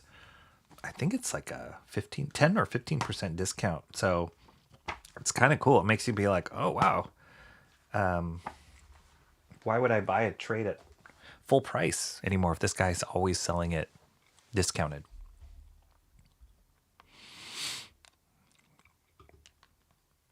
I do like Absolute Wonder Woman. I do. He was doing his thing where he makes random explosions noises while pointing at the art. It was a tough vote, T Green says. Mo Big says, I voted for Joe. G.I. Joe. Yo, Joe. That's right. I'm going to steal one of these for Joe. Hey, kid. What? I'm a computer. That was my friend Alan Lau's soundbite, but that's for G.I. Joe. Or a G.I. Joe spoof. Cranberry said he was going to vote DCKO. Yeah, I think it's just comics fun. It for sure taps into the trope of who would win the fight between Superman and Batman. Like, it's totally that like comic store talk, and they just play it out in a very like stakes are high situation in this in that strip, and the execution is good. So I've enjoyed it. It was surprising because I didn't think I would like it past the first issue. Chat Ninja emerges. Oh boy, here she goes. We're still 3-2, so we have a winner, G.I. Joe, or so far a leader, I should say.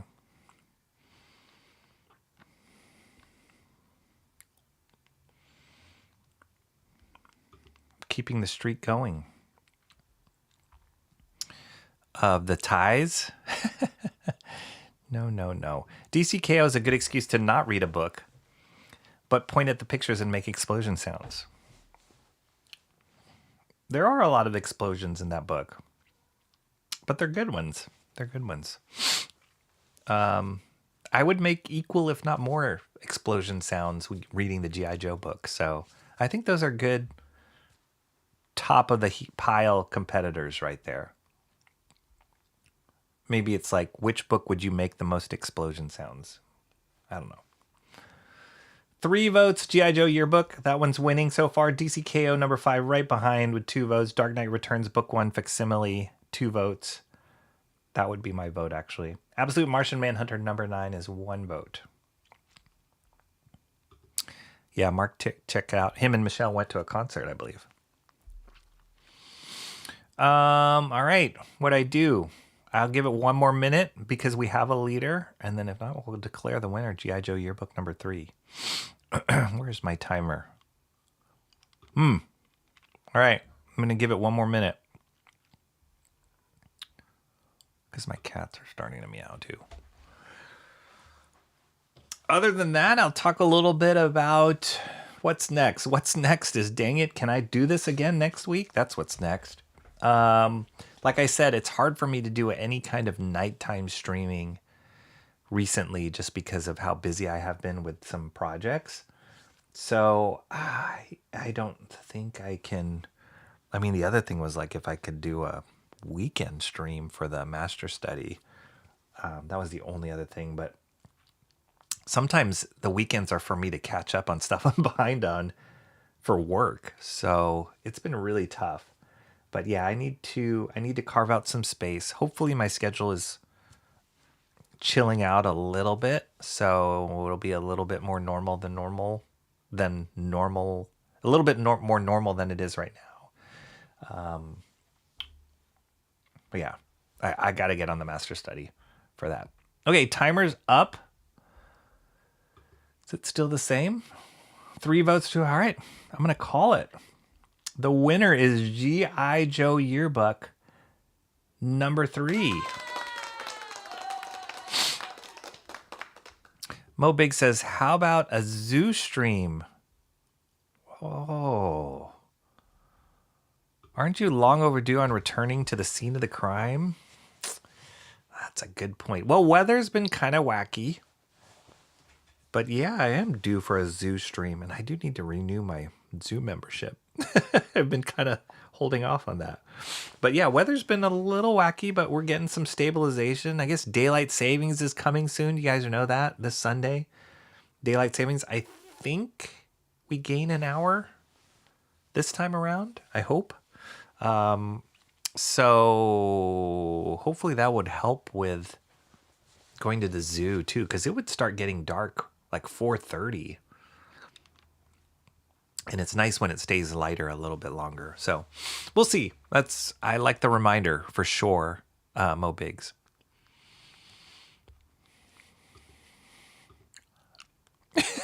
Yes. Yes.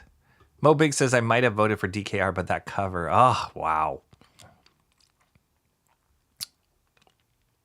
Noting some pattern of you streaming every other week. It has happened recently, yes. But hopefully we can break that pattern soon. I'm hoping. Just looking at my schedule too. Yo, Joe. That's right. We did it. We did it. Congrats to all the Joe voters. Oh, we lose an hour? We lose an hour. No, I think we gain an hour. Yeah. I don't think we lose an hour. Do we? It's spring forward. Oh, maybe we do lose an hour. Daylight savings.